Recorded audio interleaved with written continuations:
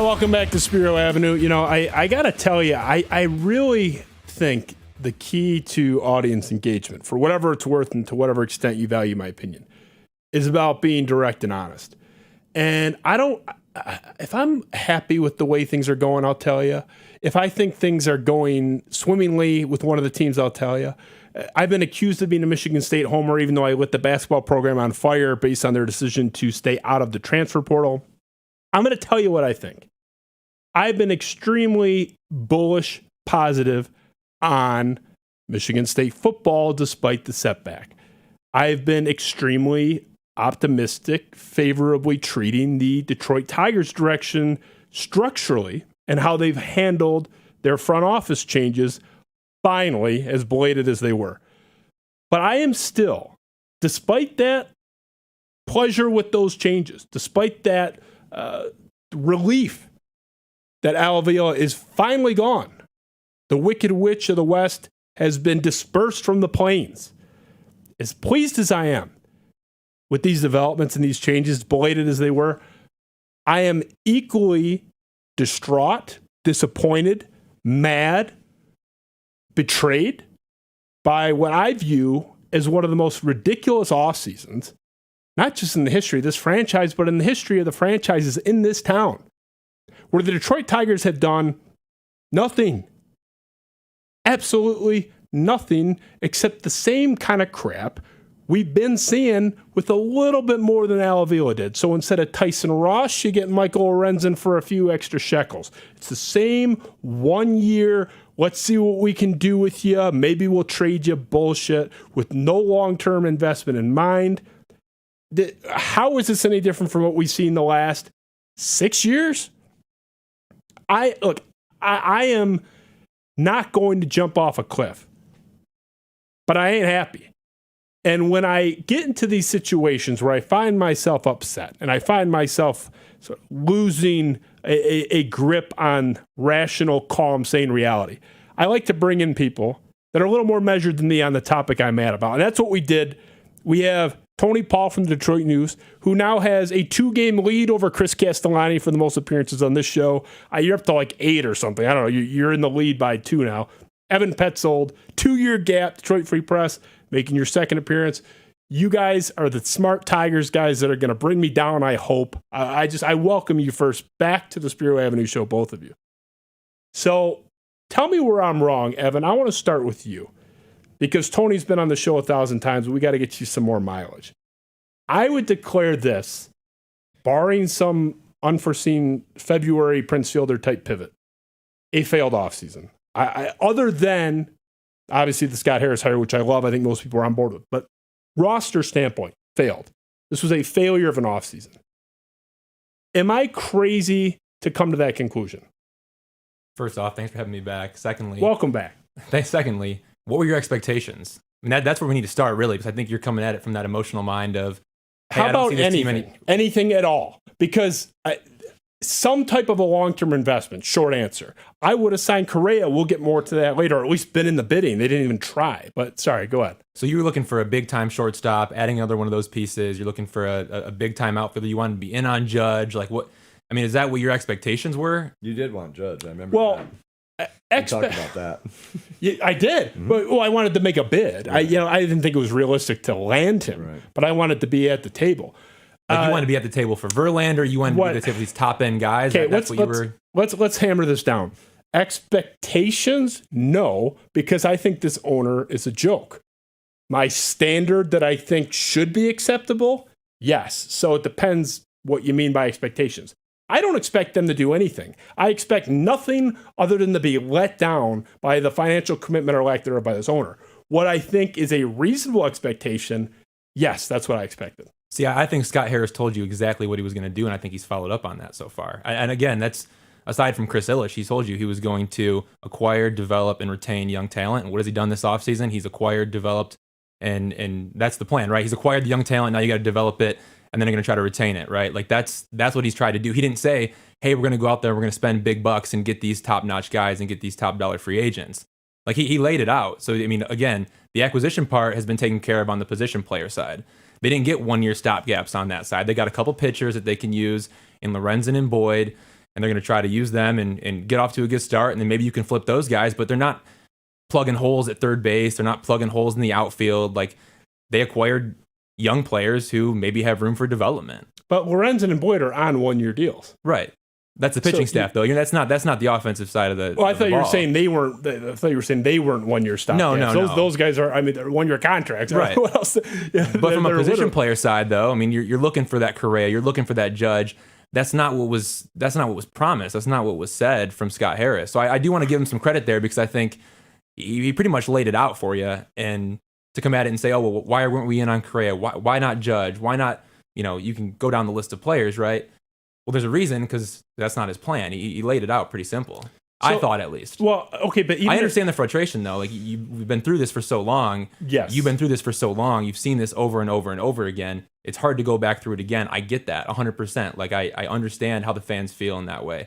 But I think, too, like, you got to respect Scott a little bit, that he did lay it out that way, and kind of this is how we're seeing it unfold. Well, I mean, I disagree with the premise that because they told us it was going to be bad, it's okay that it's bad. They didn't. First of all, they didn't say it was going to be bad. Well, no, I'm reading between the lines. Yeah, and I'll push back a little bit. Now, I agree with Evan. I think that because Scott Harris took over, when you are taking over a franchise that has so many issues and so many, from top to bottom, you want to come in and make your assessments.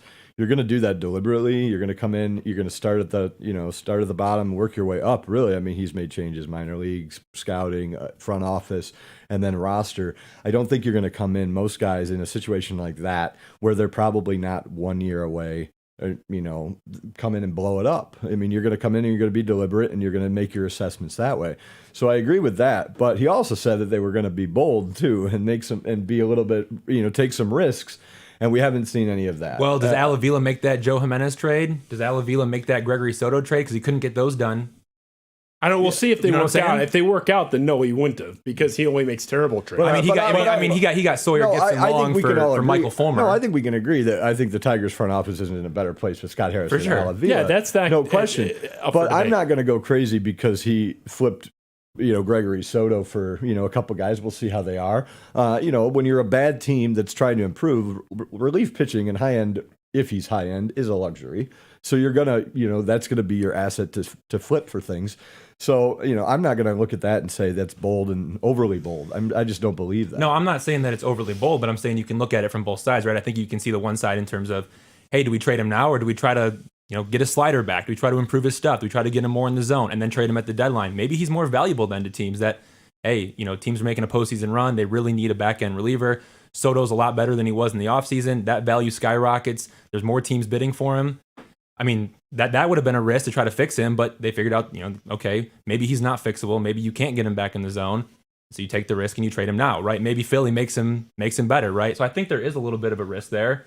But in terms of an over the top risk or a bold move, no. I mean, Gregory Soto is a pretty good relief pitcher. Right. I mean, he's an all-star because he played for the Tigers and they have to send an all-star. But he throws 100 from the left side. And yeah. And if you could find the strike zone, which 50-50 proposition, he's a good pitcher. Yeah. I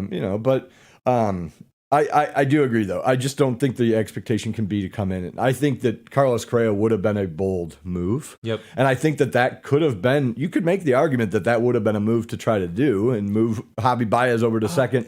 Yeah. Because Carlos Correa is a long-term. Exactly. There's 30 GMs out. It's not like you have to come in and assess your situation, and take a year to deliberate and then decide, Carlos Correa would fit here. No, he would fit just about everywhere, every team.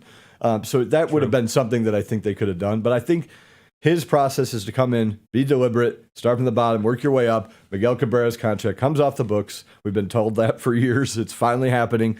And maybe that's when they go make their big plays. But I think Correa would have been, especially with everything that went on with Correa this offseason, I think that would have been. But that would have been shrewd. That would have been the perfect time. Yeah, I agree. Pudge Rodriguez market was down in 04 because of his lumbar spine issue. Maglio Ordonez off that microfracture knee surgery in 05 the next year. Market was down. Tigers took advantage of that both times.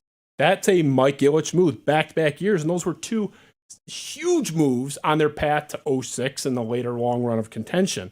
The Correa thing, I thought was already annoying that they weren't involved.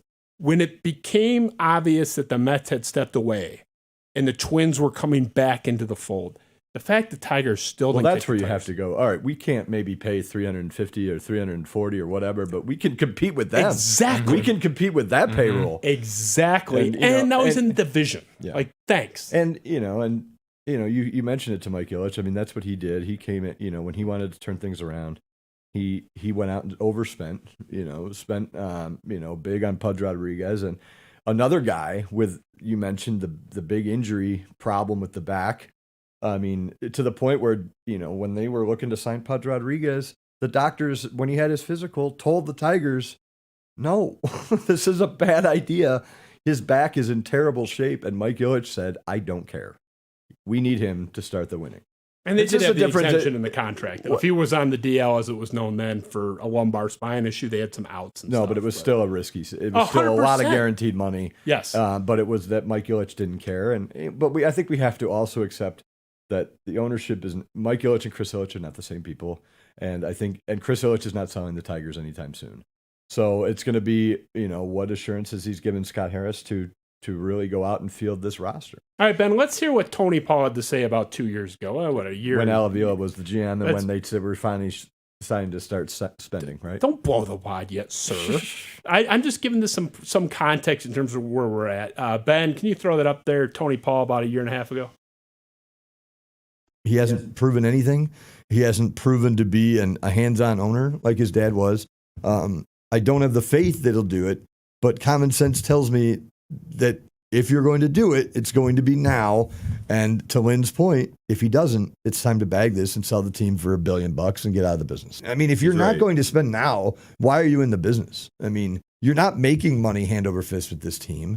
If you're not selling tickets, I mean, they do have a nice TV deal and all that stuff, but eventually, I mean, there's going to be nobody in the stands. Nobody. Yeah. And it won't be because of a pandemic. It'll be because you're a shitty owner and you haven't done what you said, promise, whatever that you said you'll do. I mean, the rebuild's in year 5. I mean, some could argue it's year 6. Some could argue it's year 4, depending on your definition. But the pieces are there.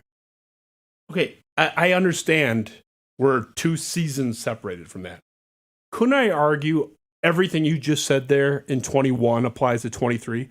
Why not get in the pool? Or at least try. If they were bidding on Correa and didn't get him, fine. How is anything different now from what you said then? I would say that's all true now. Well, it's all a matter of what if at this point, right? I mean, I think if Alavila is still here, and I think we've all talked about this. I think, by the way, I don't disagree with what I said there. Neither do I. I believed that they should have started spending the year before last offseason. Yes. I still believe that. I think that was a missed opportunity. So I don't disagree with what I said there. It's not a gotcha. I'm saying good job. Things have changed. You're right. Things have changed Yeah. with the front office. Yes. And you're going to give a new guy, especially one as painstakingly detail-oriented as Scott Harris, from all levels of the organization, you're going to give him the time to assess everything. And so I think that Correa, again, I think Correa would be a no-brainer if you wanted to spend the money, go do that because he would fit into your long-term plan. But as far as just about anybody else, I'm not surprised that they haven't made any big moves, and I don't think that it's necessarily a terrible thing if this is what he's doing is just assessing. I mean that's exactly what I was going to say too. Is like you have to understand if Alavila is still here and maybe last season goes a little bit better than it did, right? And he's somehow able to hold on to his job, right? He goes to Chris. He says, "Hey, look, we need to spend a little bit more. We need a little bit more. We can get over that hump, right?" That's what everybody thought, right? Everyone thought they were going to compete. They were going to be competitive down the stretch. And if they didn't make it, it was going to be, okay, we need that next piece, that last piece to kind of put us over the top. That's what everyone thought. And then maybe you are in those Correa sweepstakes this offseason. Like maybe that does happen. Maybe you are in the mix for one of those guys. Because, again, you would have been better last year. And it's like, okay, we're one step away. They weren't one step away. We came to figure that out, right? And now there's a new boss in town, and they got to do things differently. They should have started spending the offseason before. But you build up to these things. That's all irrelevant now. It is irrelevant, but that's why I'm just saying that was an excellent point that was made there. I mean, yes, it's irrelevant in the fact that there's no DeLorean to hop into, so I agree with you there. But I don't know that it's irrelevant in how you can act now. First of all, I think you're both completely letting Chris Ilitch off the hook. No. So because he fucked up, because he made a decision that I knew was dumb, you thought was dumb. I don't know, Evan, we didn't talk about Avila. I don't think that much on the show. Castellani, every idiot on Twitter thought was dumb. So because he was the one guy with 2 brain cells that thought that Al Avila was the guy in spite of all the evidence to the contrary and was wrong. Now we're Sisyphus, kicked down to the bottom of the mountain and starting over. Carlos Correa being signed is completely compatible with whatever Scott Harris is doing. Are you? I mean, this is not. Can I ask you one question? Yeah. I agree with How are they starting over? Because look, here's my point though. How much worse is this roster from last year? I don't think it's that much worse. I mean, look, and I think guys are going to. We can get into this. Well, let's get into it. It's not good, but it's not any worse. I mean, you swapped out Harold Castro, Willie Castro, and Victor Reyes How is that an argument? It was like a 66-win team. How is the fact that they're not any worse a sign that? Well, because they can't get any worse. And I don't think you're really. I mean, again, are you sure? Gutting the front office, you're making some changes there, and that's going to take time. Like that's just natural. That's naturally going to take some time. And Scott hasn't asked for time, and I respect him for that. I think he did ask for patience one time, talking about rebuilding the offensive identity. But yeah, this is not about Scott Harris. I love Scott Harris. I'm not mad. At Scott Harris. And I don't think it's fair to say that I'm letting Chris Ilitch off the hook. I've said it before. The extension for Avila made no sense. I mean, side note, the fact that he let Avila go out there and announce his own extension was ridiculous. But it didn't make any sense. There was no proof there was no proof that he deserved that extension. And I didn't give him credit for making the change last season because you don't get credit just for fixing your own mistake. I don't think you're letting him off the hook. I mean, but he did spend money last offseason. Mm-hmm. He did let his GM spend the money. He did. You know, they signed not great players. The human consolation prize in Javier Baez. You got five guys. He was the fifth on my list. Thanks. This is what I waited 5 years for. Javier Baez was a pretty good player and had an atrocious season. That's the reality. Okay. He was a good player, and they just had a ridiculously bad season. I want to clarify, though. I'm not suggesting... Eduardo Rodriguez, you could have done better, for sure. Someone that didn't go AWOL would be a start. Right. But I want to clarify. You have taken Chris Ilitch to task repeatedly on this show. So I don't mean in general you're letting him off the hook. But the point that you guys are making, I think, serves to let him off the hook, where this was my battle with Lions fans this year, notwithstanding for years. If you say anything bad about the Lions, it's Jim Schwartz just got here. Jim Caldwell just got here. It's only year 2. Dan Campbell, Steve Mariucci. And the problem is you can play that game forever, and then I can never criticize the Lions because they have a new coach every 2 or 3 years who's always in either year 1 or year 2. I just think to say, you fucked this up so bad, but you made a GM hire we like, so it's okay. I don't buy it. And I'm not saying that. I didn't give him credit for making the GM hire because you don't get credit for fixing your mistake in the first place. But they did get... What my point is I believe right now this is Scott Harris's show. I'm trying really hard not to pound the table because you told me not to. So, well, for the sake of the headphone listeners, I believe that this is Scott Harris's show now, and I believe that if Scott Harris wanted to go spend $100 million this offseason, I honestly believe it would have been there for him. And I believe that he's chosen to look at this from a multi-year standpoint and not just fix the roster, but fix everything in the organization that's a mess. And so I believe that I don't give Chris any credit for the hire that he should have made 2-3 years ago in the GM point, but I'm not going to bash him now because honestly, I don't think he's telling Scott Harris, don't go sign anybody. I think Scott Harris is taking his time. You agree with that? 100%. So I'll ask this of both of you, because if that's true, and none of us know, what conversations they've had.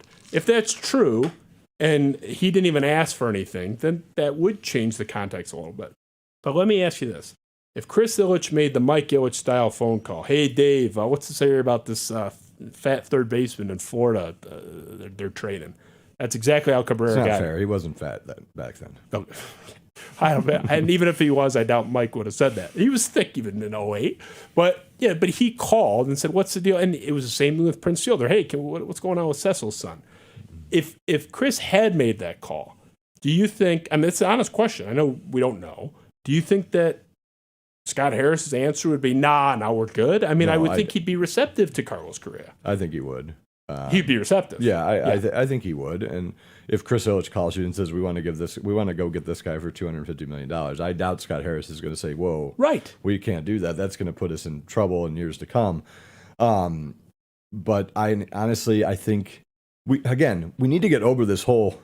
They're not the same people. Mike Ilitch was a great owner for the fans, and Chris Ilitch is not a great owner for the fans. They're totally different people. Mike Ilitch was running a toy factory, and Chris Ilitch is running a business, and so that's the difference. And so, but I honestly do believe that Chris has, and you could get that sense from the press conference, that introductory one, that Chris basically, this is your team. I mean, that's the impression I got. And so I think that it's Scott Harris's decision. Yeah, I think if any owner calls a GM and says, "Hey, go get Carlos Correa," you're gonna try to go get Carlos Correa, right? But again, that conversation would be, sure, we'll go get him, but like, there's got to be more left in the tank for afterwards, right? And so I'm assuming that conversation, did not happen.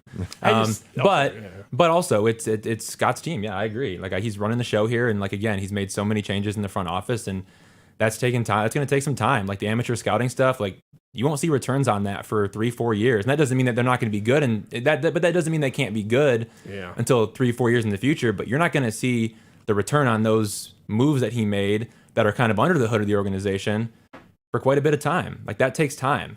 And I know that's the word that everybody hates. Nobody wants to hear that. The fans don't want to hear that. I hated watching that team last year. It was miserable. Trust me. Like, that was difficult. I only covered a handful of games. And it was bad. It was bad, but again, like, you have to kind of respect that process of it. And I think there are ways that they can maybe improve the team at the big league level while trying to do that. And everybody knows Cabrera's contract's coming off the books. I don't think Eduardo Rodriguez is going to be on this team next year, either by way of trade or opt out of his contract. And Javi Baez is Javi Baez, and you're probably going to be stuck with him. But that's one contract that you got, really, when it comes down to it. Scope's off the books. Like, there's going to be an opportunity next offseason to do some things. Cabrera comes off. You've kind of you've created that infrastructure, right? You've fixed some things under the hood that you're going to see returns on later. So maybe next offseason, I mean, again, that's kind of speaking in, we'll see what happens, and that's kind of a wait and see approach. But you've seen the roster as it is right now. It is what it is. I keep coming back to the concept, and maybe it's the Greek mythology, Greek in me, of the Sisyphus concept, where I feel like we're in 2017. I mean, we were talking about this in the audio version of this show 6 years ago. Torii. Like, this was, if I pulled up, which I haven't listened to that episode since we did it, I would bet that sounded like everything he just said. And what you're saying is smart. I'm not criticizing what you're saying. Everything you're saying is true. I just think if you're Chris Ilitch, you owe this poor, decrepit, depressed fan base a little bit more than, we're starting the process over. You're the reason why we're here, sir. I mean, it's not my fault. You're saying for 5 years, just wait, I'm going to spend at the end of this, and then you do, but you kind of go half-ass. I'm sorry. They were a league average or slightly below payroll. This is what we were waiting for? Detroit should be in the top 10. Ben, throw up this offseason rundown, please, just so if people want to get any more depressed. I mean, this is... I mispronounced. Is it Matane? Matane. Okay. I mean, Matt Vierling, Nick Matane, Matthew Boyd, Michael Lorenzen, Justin Henry Malloy are in. So, I mean, ripping through that really quick. Vierling, 660 OPS. Everyone's upset. Evan, to your credit, you wrote a great article on his exit views. I enjoyed that piece. Thank you. Matane, very good in a small sample size last year. Matthew Boyd, the same Matthew Boyd, this organization non-tendered 14 months ago. Michael Lorenzen, 1-year deal. He's very meh. And Justin Henry Malloy, who's hitting in the minors, but God knows what he'll do. And then you look at the outgoing guys, and I guess, Chafin's a free agent. They could theoretically bring him back, I think. But, Soto, Jimenez, Chafin, Clemens, Barnhart. To me, this is like a bunch of crap in, a bunch of crap out. There's nothing exciting about that. Ben, can you throw their projected Tigers roster for 2023. Now, this is to the credit of Cody Stavenhagen from The Athletic. This was not my work. This is us putting together a graphic off exactly what he did. So full credit to Cody over at The Athletic. But, I mean, for anyone watching, what about this is inspiring? You have Eduardo Rodriguez, Spencer Turnbull, Matthew Boyd, Manning, and Lorenzen as your rotation. Torkelson, God knows. Scope stunk. Baez stunk. Ben, can you throw up that lineup now? I mean, this is depressing. With their 2022 OPSs, look at this absolute disgrace of a lineup. Matane is 855. That was small sample. 70 at bats. I mean, he was like in the mid 70s, I think, in the minors. I mean, he might be a good hitter, but take that 855 with a huge grain of salt. I mean, he was up for like a month. Everybody else, I mean, you'll take that 748 out of your catcher any day of the week. But everybody else, not only sub 700, I mean, you're looking at a bunch of sub 690. That lineup is a disgrace. That is an absolute joke. And that's why when Evan says, oh, it's not going to be any worse than last year, I don't know. Can I really project this massive growth? I mean, I know they're pitching at a lot of injuries. Chris Fetter had guys from Meyer pitching for him by midseason. I get that, but I don't look at that and say it's inspiring. And by the way, even if you're a believer in Riley Green and Torkelson finding their way, and it's people act like Riley Green came up and was good. A 682 OPS ain't good. You want to look at good for a rookie. Well, for a rookie, I mean, first of all, he had stretches where he was very good, and he's a top 5 center fielder in the league. So I'm not burying him. I'm going to push back on that. Julio Rodriguez is good. Riley Green is a good ball player. Riley Green is going to be an all-star for this team. I'll believe. He might be Ken Griffey Jr. He won't be Ken Griffey Jr., but he's going to be very good. So, but here's what you look at that lineup. You see right now a few reasons why Scott Harris didn't necessarily go all out this offseason. Well, you need to see what you have in Austin Meadows if he comes back. You need to see if you hope Bobby Baez has a great year and opts out. You need to see Riley Green's your guy. You believe in him. You need to see Spencer Torkelson. You're going to give him every opportunity. There's positions, where you just have to see what you have before you go make those huge splashes. Yes, Correa would have been great. But as far as so many other positions, you need to see what you have. And Jonathan Scope, too. Look, he has had a ton of seasons with 20 home runs. He's hit over 280 several times throughout his career. Like, again, he's not going to get worse. He can't get worse. Last year was the outlier. But you're right. That's what we've seen throughout his career. Now, can he bounce back from that? You'd think so, considering he's been doing this for a long time. He's been here. He's done that. You think he's going to get better? Austin Meadows, who barely even played last year. I mean, you got to remember that guy was hitting homers like crazy for the Rays, right? Like, he's going to respond in some way if he can stay on the field. Remember what people thought about that trade when they made that on the including me. It was an amazing trade. I'm not sure I would reverse it now. No, I wouldn't. Right. I think I'd keep it now. Yeah. I mean, I know Paredes, had an incredible 7 weeks there, but and who knows? I'm not gonna get here and predict Austin Meadows' mental health. I mean, that's impossible. We wish him well.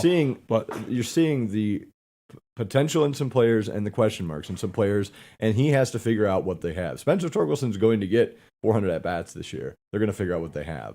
If Austin Meadows is healthy, he's going to get the bulk of the at bats and several other positions. So.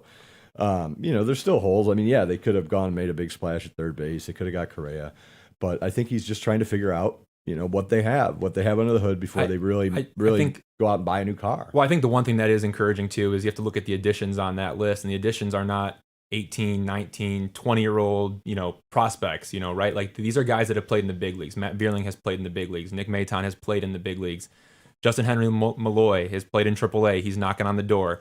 I think that's an encouraging sign. If you're looking in terms of timeline of, okay, maybe when could things be good? I don't know exactly what Scott Harris and the Tigers are going to do next offseason in terms of are they going to spend big and go crazy and whatnot. But he's acquired players who are big leaguers now. You don't trade Joe Jimenez away and Gregory Soto away for those kind of players if you're not planning to try to get this thing turned around fairly quickly. And so I guess we're going to find out real soon whether, this is the real deal or it's not.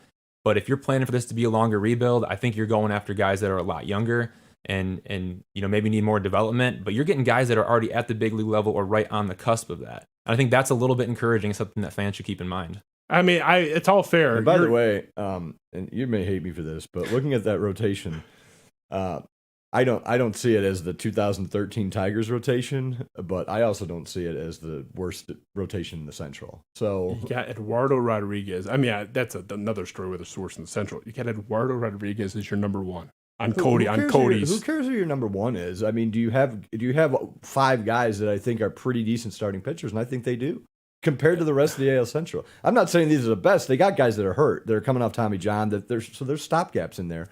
But I don't think it's as bad as you think. I think the offense, if they don't improve in a certain position, that roster's a disgrace. Ben, throw up that diamond graphic again if you can. I mean, this lineup, this roster's terrible. The Angels are terrible. They have 2 of the 5 best players walking the earth. I mean, that's what I was going to say. Even if Torkelson and Riley Green become 2 top 10 MVP candidates, which this organization has not produced in 30 years since Alan Trammell, you're still just the fucking Angels, even if they're Trout and Ohtani. I mean, this lineup is so that you like that would be pretty good with Trout and Ohtani. That rotation is a pile of 3s and 4s. I'll agree with you there on the rotation piece of it. I mean, look, you have Eduardo Rodriguez as a 1. Like, is he a 1 anywhere else, really? I mean, sure, on a really bad team. It's right? even a 2. I'm not saying they all suck. And look, I understand the point of going out and getting a Matt Boyd. Again. There's stopgaps again because you got guys you got Casey Mize, Tommy John. You got guys that are hurt, and so there's stopgaps in there. But honestly, I honestly don't think that's the worst rotation in the AL. No, I understand what you're doing, going out and getting a Boyd and getting a Lorenzen, and I get that, right? You want to try to flip those guys, see if you can get more out of them. Again, you trust in Chris Fetter, you trust in Robin Lund, who's a new assistant pitching coach with, so much knowledge in biomechanics. He was a professor, so I guess we call him Professor Lund. But no, like, I understand the point of going after those guys, but there's also a risk factor involved with that too. Like, Boyd's coming off an injury. He pitched like 13 some innings last year out of the bullpen. Like, is he really going to be like a reliable starter again? I mean, he thinks that he's the best he's ever been, and that's what he's kind of always said. Do I think so? I'm not really sure. Like, nobody really knows. Michael Lorenzen, like, he has some issues with the walks. He walks too many guys. Like, that's a problem. How does that handle, and how does that hold up over a full season, or at least until the deadline?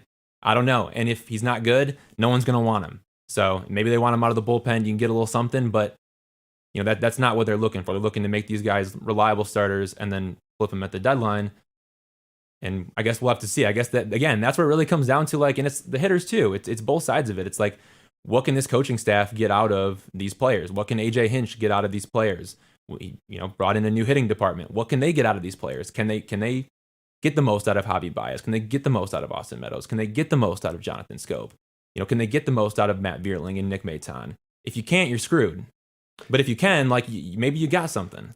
And last year they weren't able to do that because you had guys that had track records who didn't do anything. I love the coaching staff, the manager. I love Scott Harris. To me, this is an ownership discussion. I believe in the development and what their plan is. I think they'll do well. I think you need some show of good faith from the owner that we did not see. That's what my point is. I'm with you. I'm all on board the development that they're kind of going towards, although we heard a lot of the same shit with Avila. They're building the Dominican school or whatever that nonsense was, or whatever happened to that. Yeah. He spoke a good game about analytics, but the difference is I actually believe Scott Harris. I think they have the best manager in baseball. I think they have, if I could have hired anybody on the market that was a viable option, short of Epstein getting an ownership share, they hired the guy I would have wanted, to the point where I didn't even suggest Scott Harris as a possibility because I thought it was so dumb to even think he would come here. So I'm thrilled with all that stuff. It all comes back to, I think this owner owed us a sign of good faith in doing something substantive. This is all the same bullshit. This is all the same shit we've already seen. With a smarter man doing it? But on what planet? Why does it have to be one or the other? Why can't I spend and have a smart guy? On what planet do you think that Chris Ilitch cares if you think he owes you something? I mean, he's never... I don't think that he does. Right. But I'm going to make fun of it when it doesn't go how... Come on. I agree with you. When are you a Chris Ilitch fan? This is insane. It's the same. We could have... Anyone could drop in and think this was a conversation from 4 years ago. We're talking about the same shit. They took a chance. Maybe they could flip this guy. 8 or 7 of the rebuild now. Yes. Why are we talking about flipping guys on the deadline? Maybe they catch fire with Lorenzen for 60 days and can flip them. What year is this? This is like that. Was it the Robin Williams meme? He crawls out of the cave like that. I'm like, how are we here again? I feel like this is 1408. Again, I was out. I was out again because you put too much faith in your owner put too much faith in Avila, and that extended the rebuild. Well, that's his problem. Now you have to. While you're not, they won't use the term rebuild or starting over. That's essentially what you're doing, to a certain extent, with Scott Harris. That's what you are. Look at Payroll in a year from now. You're kind of... There's nobody. Right. That's a good thing, though. Right? Now you can go get Ohtani for $500 million. It's a good thing if you're taking it on good faith that they're going to do anything about that. Let's talk about payrolls. Ben, throw up the World Series championship payrolls. Let's go there. So we pulled the last decade of World Series champions and what their payroll ranking was the season they won. And I mean, there's obviously there's some variance here for sure. I mean, the Astros being the key to that, and they have the proper Astros as they should. But the average of the 10 years prior to this one was 8.5. So the lowest was 18. And you had a couple number ones in there. For the most part, you need a top 10 payroll. By average, you got to be at around 8.5. You got to be top 10 on average. the organizations that have bucked that, Chicago was run by Epstein.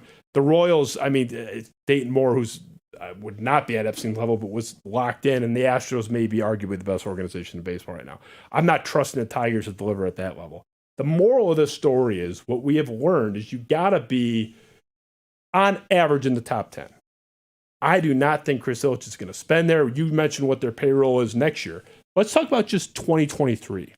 The average payroll in the league right now is give or take a couple $100,000 is $141 million. The Tigers at 105. They're $36 million below average. So it's a false notion to say, oh, what do you want to do? Have them spend like a wildfire, just burn the money and throw money like it's a fun. Can I get to a league average payroll? No, they have the money to spend. Absolutely. They have the money to spend. I don't think anyone's disputing that. Again, does Scott Harris want to do that right when he walks through the door? But we agreed he would want Correa. Of course. They could sign Correa and be $8 million under league average. Of course. Fact. Of course. They could have matched Minnesota's deal and still been below average by $8-9 million. Of course. Fact. Mathematical fact. So you're telling me that I could have a below league average payroll and Correa.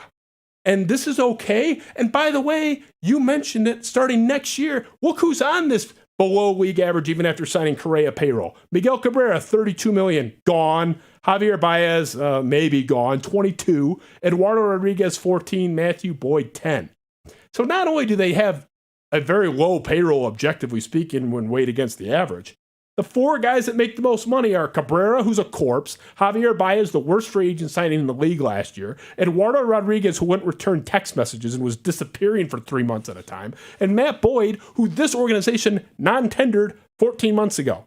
So they're already not spending shit, and the four guys that are getting the most money are all disgraced. I mean, it's a joke. Cabrera's dead. Who's the best guy on that list? You're hoping Erod ascends to his 4 ERA form again? Matt Boyd, who, by the way, should be a reliever. I wouldn't even use him as a starter. I agree with that. He'd be great in the Andrew Miller. You and I are the Andrew Miller guys. Yeah. I bet you he moves to the bullpen. I think he could be a 13, 14 strikeout per 9 guy out of the bullpen. I agree. He's been very successful early in the season. I mean, that's a career trend for him. So I think at some point, good point, he makes that move, makes that push. I mean, there are young guys that are waiting. There's Joey Wentz, right? Like I think Joey Wentz probably fills that spot. That's my opinion, though. He could. At some point, right? Like you want to try to develop Joey and like get him ready to go, and then once he is, then Matt makes that natural shift to the bullpen if it's not sustainable. Now, if he's dealing, you roll with him, obviously, but like, well, I wouldn't even. You don't have a ton of faith in that after the first 2 months of the season. I know he's on a 1-year deal, but that's the thing, though. It's like, if he's great for 2 months, as his track record seems to indicate he could be, like you're going to give him a long leash to get it back. You're not going to move him to the bullpen after 4 bad starts, and then suddenly it's September 3rd, and we're like, I would start him in the bullpen. He was good in those Seattle. Like I watch a lot of baseball. I'm like Castellani. We both watch a lot of baseball.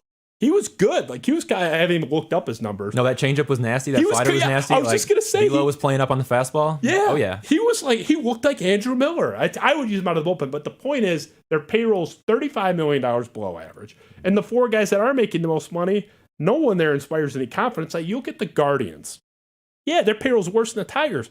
They have Shane Bieber and Jose Ramirez. At least the couple guys that are making some money are good. The Rays, who don't spend anything, they got 5 pitchers better than anyone I would take on our team. So you're talking about 2 teams with a track record of strong development, and the Tigers don't have that track and then record. retaining that development too, right? Retaining those players. Look at developing Ramirez, and keeping that talent. The Tigers don't. I mean, Alavio came in and said, we're going to do analytics, and we're going to change the scouting, and we're going to do all that. And then, look, they're not a good they have terrible development track record going back decades. Yes. I mean, decades.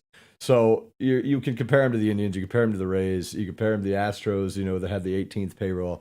Look, these are 3 organizations that know what they're doing when they're building a team. The Tigers they've had Dave Dombrowski, who was given a blank check, and by the way, spent very well and traded very well. He did that very well. So you have him, and then you have Alavila, who wasn't given the money that Dombrowski was, but when he was given money, just didn't spend well and didn't prove that he could build from within. This is an organization that hasn't done that, so you can compare to those other teams, but it's apples and oranges right now. So if you're doing the fun math game, you're 35, give or take, million below league average payroll now. I would argue the Tigers should always be closer to league average, but whatever. You're 35 million below now. You signed Correa. What did he sign for? 8 years, 10 years for less money? I can't remember. 8 or 10 years, whatever it was. Cabrera's 32 comes off after this year. So you could sign Correa now. Could have signed Correa now. Still been Maybe 8. you still could. Has he signed with the Twins? I think they did. Yeah. I think they did. Did they finally codify put pen that to too. paper? They did that thing. Yeah, third time was a charm. You'd be 8 million below, and then when Cabrera comes off in a few months, you're 40 million below again, and that's not including Matt Boyd's 10, not including if Baez opts out, not including Lorenz 7.5. I think he's making, or 8.5. So they could have signed Correa, been well under league average this year, and been 50 to 60 million below league average next year. But are you regretting that Correa deal at the end of his contract? I don't care. Because for me, I think too, like, you talked about, again, and this is what kind of Scott said, like with the whole, develop the players, then retain them, right? Like, if Riley Green's an all-star, lock him up. Like, lock him up, make it happen. Like what the Braves are doing. Like, I think every team wants to do what the Braves are doing. That the Braves have. But right. But I think Riley Green that is takes one of those time. guys. Exactly. And that kind of takes time to develop, and that takes time to make clearly, that happen. But clearly, Scott Harris came in this season. I mean, if Henry Malloy is great, lock him up, do it. But you got to see. Well, I just gave you the math, though. You could have signed Correa and still been 50 million below league average. Use that money to and then sign you're kicking yourself on the back end of that deal. In 8 years? Yeah. Everyone regrets. And you're not going to be good this year anyway. And you're not going to be good this year anyway. So what's the point? I'm not saying this year. That's the point, is that Scott Harris clearly took the job and is conceding this year, right? We didn't know that at first if he was going to concede this year. He's clearly conceded this year. Yes, I agree. This is let's see what we have, not just on the roster, but all over the organization. Let's see what we have, see if these young guys are in our future, and go from there. And so I think from that standpoint, he just didn't want to commit to anything when he doesn't know what he has. Even in the minor league system, too. Like, look, I mean, there are guys down there that, like, he hasn't seen them play yet. He hasn't interacted with them. Like, you got to have a feel for it, right, before you start making franchise-altering moves. Hasn't committed. And I think when he's ready, when he sees what he has this year, this will be a big year for a lot of the young players. When he sees what he has, and I think then he'll make his assessments and go into next offseason with a whole lot of money to spend and be able to probably make smarter decisions based on what he thinks he has here. Look, no one's happy. This is year 8 or 9 of the rebuild, or whatever, 7. Some people, Tigers optimists like to say it's year 6. I still argue it's year 7 or 8 of the rebuild. And by the way, what if they never rebuilt and still had Verlander and Scherzer and these guys are all still good? It's like, wait, they can still be contending. They sold these guys 7 years ago. Well, they're on the back 9, and it's like, oh shit. I mean, what if they back never 9 rebuilt, years, maybe. Because everyone agreed at the time, you probably need to rebuild. What if they never rebuilt? Can you imagine? I mean, it would be weird to see crazy what notion. It's true. Look You're at right. them. They're all out there. You're right. You're right. All out there. I mean, here's the thing, though. If you gave me a crystal ball and you said, Justin, look into this little crystal ball here, and I knew for a fact that 1 or 2 years from now, I would take even 2. Chris Ilitch is going to be out there spending big. Okay. It'll suck. I'll take it. Problem is, I don't trust him. No reason to trust him. You said earlier, Tony, oh, look, they did spend. They had a below league average payroll. I'm sorry. That is not spending to me. And you're saying, oh, they'll have a ton of money to spend next year. Yes, they have, I believe, 76 or 77 million committed for next year. They could spend $70 million and still be a little below league average. I'm not going to give them credit for, oh, your payrolls went to 0 and you spent back up to league average or a little bit below. I ain't giving you credit for that. Can I get 1 league average payroll or higher? I don't think I'm asking too much. I've sat in mud with everyone else for the last half decade plus. I understand the frustration. Yeah. I mean, because he could spend however much he wants. He could. Like, there's no cap. I'm not saying go to top 5. But I get it, though. Like, I understand the frustration because you can. Like, you can. And it comes down to the fact that, Chris Ilitch is not his father. We know this. I don't need that, though. Get me to, 11th payroll or something. But here's the thing. They might not be making money with an 11th payroll. That's the reality. They might not.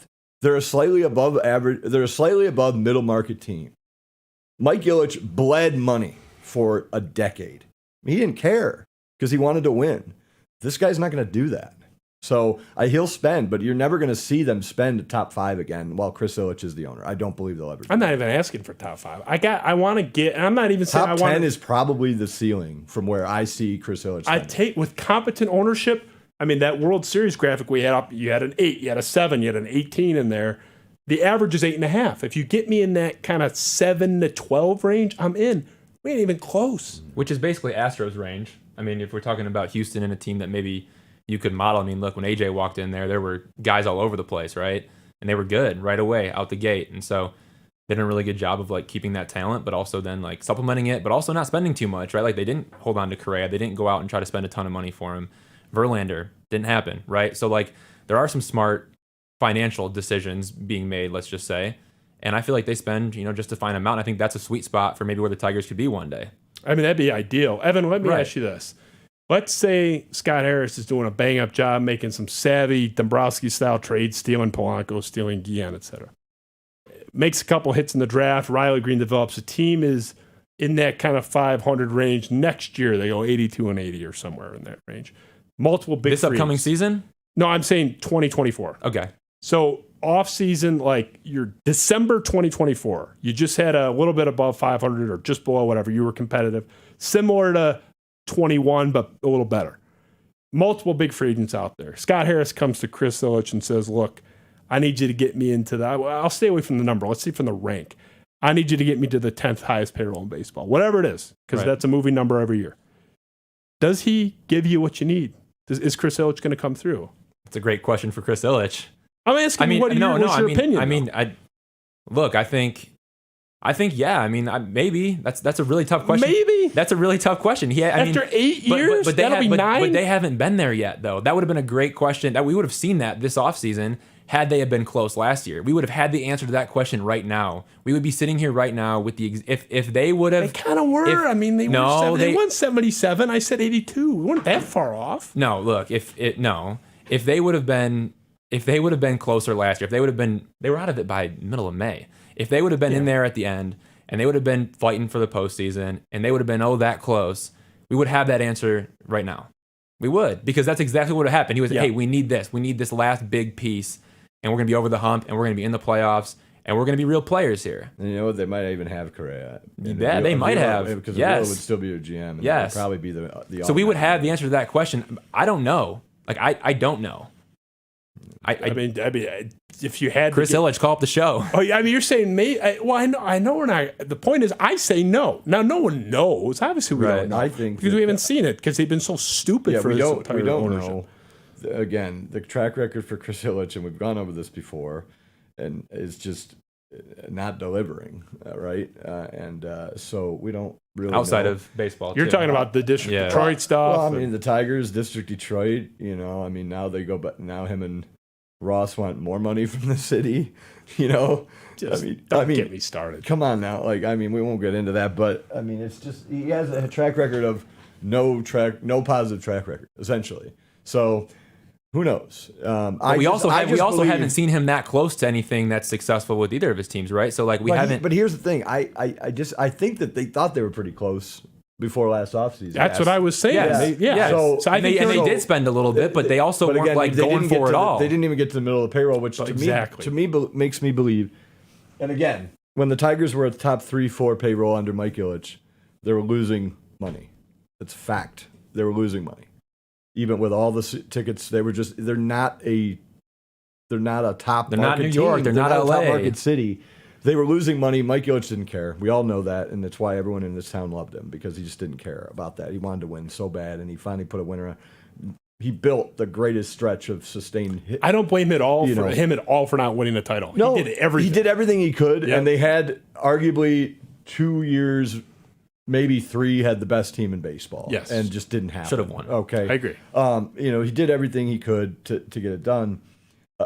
Again, we know that Chris Ilitch looks at this as a business. And the Tigers, again, I think that even if they get to the top 10 would surprise me. I just think that they're going to be that 12, 13, 14 when they get to that point. I don't think they're going to go a whole lot higher than that, which is why Scott Harris becomes your guy that is so important. Can he build here in a similar way to what he did with San Francisco. I mean, San Francisco had the 9th payroll in 2021, but it was lower.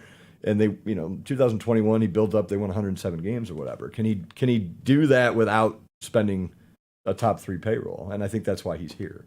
He's here to do that. And again, it's a little. I'm not saying you're giving a straw man, but I'm saying it is a straw man if anybody says, "Oh, he's never going to spend the top 3." No one's asking for that. The question in this hypothetical is, I'm going to spend X amount of dollars, whatever it is, in 2 years from now, whatever that number is. I'm going to have the 10th highest payroll. If I need to sign these 2 players, and I think these guys are going to put us over the top, and that we'll have the 10th highest payroll. Is he going to say yes or no? I mean, I say no. I don't think he will say yes. He'll let you sign one of the 2 and get you to the 14th or 15th. And maybe he can win anyway. I mean, we saw an 18 and a 15. None of us know the answer again because we're still here waiting. So we don't know what the answer is. Well, that's why it's a question. And I mean, I'm not asking you to solve a math problem. It's speculation. I mean, but I don't have any faith in it. Like, to me, I mean, Ben, can you throw up Evan's? This is the other component of this. Evan put up a tweet that was depressing about this farm system. And I mean, you were just reporting the news, but you're the bearer of a lot of bad news since you got on the beat, sir. So this came out. One Detroit Tigers player is on Baseball America's recently released top 100 prospects list. Right-hander Jackson Jobe, number 83. I'm not going to get into the fact that the guy that I wanted, Marcel Mayer, is 10th on that same list. I'm not even going to get into that. But this is what our mutual friend Chris Castellani was talking about a little bit on his Twitter page this week. You got a shit roster. We put it up there twice just in case you missed how bad it was the first time. And you have one guy in the top 100 prospects list who's 83rd. This is such a bad picture overall. To me, this is, I mean, I likened it to, it's like the reverse Mrs. Doubtfire. Help is on the way. It's the opposite of that. Help isn't on the way by any indication. So I don't see a way out of this if you're not going to spend big, which we all agree that's not happening. I don't see a way out of this that's shorter than 3 or 4 years, given what we just showed Evan talked about with the farm system Baseball America's released, given what we're talking about with the spending, their payroll is going to be in the 70s before they sign anybody next year. Am I crazy to say that even if you love Scott Harris, we're at least 3 years away from even thinking about the playoffs? Is that fair, Evan? It's a good question.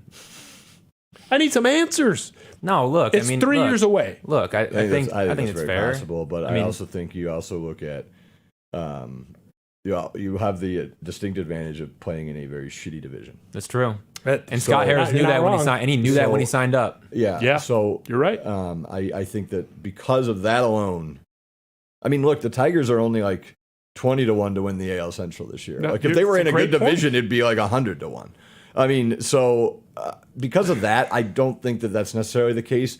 But I think that points out how daunting the task is. I also don't think that list is entirely fair to some of the players. A lot of those, I mean, they also had 4 top 30 prospects last year, but they all got moved up. But also, too, I think Colt Keith should probably be on that list. I like that guy. Yeah, Colt Keith is going to be really good, I think. And Isaac Pacheco should probably be on that list. Justin Henry Malloy, he's probably not too far behind that list. Like, prospect lists are prospect lists. I think there is more talent in the system than like one good player, if that's how we're going to talk about it, right? But again, it comes down to development, right? I think they have the right guy in place to do that, and that's Ryan Garco. And I think if he develops those players, maybe we do see a quicker turn than expected, right? If they're able to develop those players at the big league level, and that's Ryan Garco with the minor leagues, and that's AJ Hinch at the big leagues. That's what it comes down to. Can AJ Hinch and his coaching staff develop those players at the big league level, and can Ryan Garco do it? Now, if you believe in those two guys, and you believe in Scott Harris, could it be a year? Could it be 2 years? I don't know, but maybe 3. I think 3 feels like a sweet spot.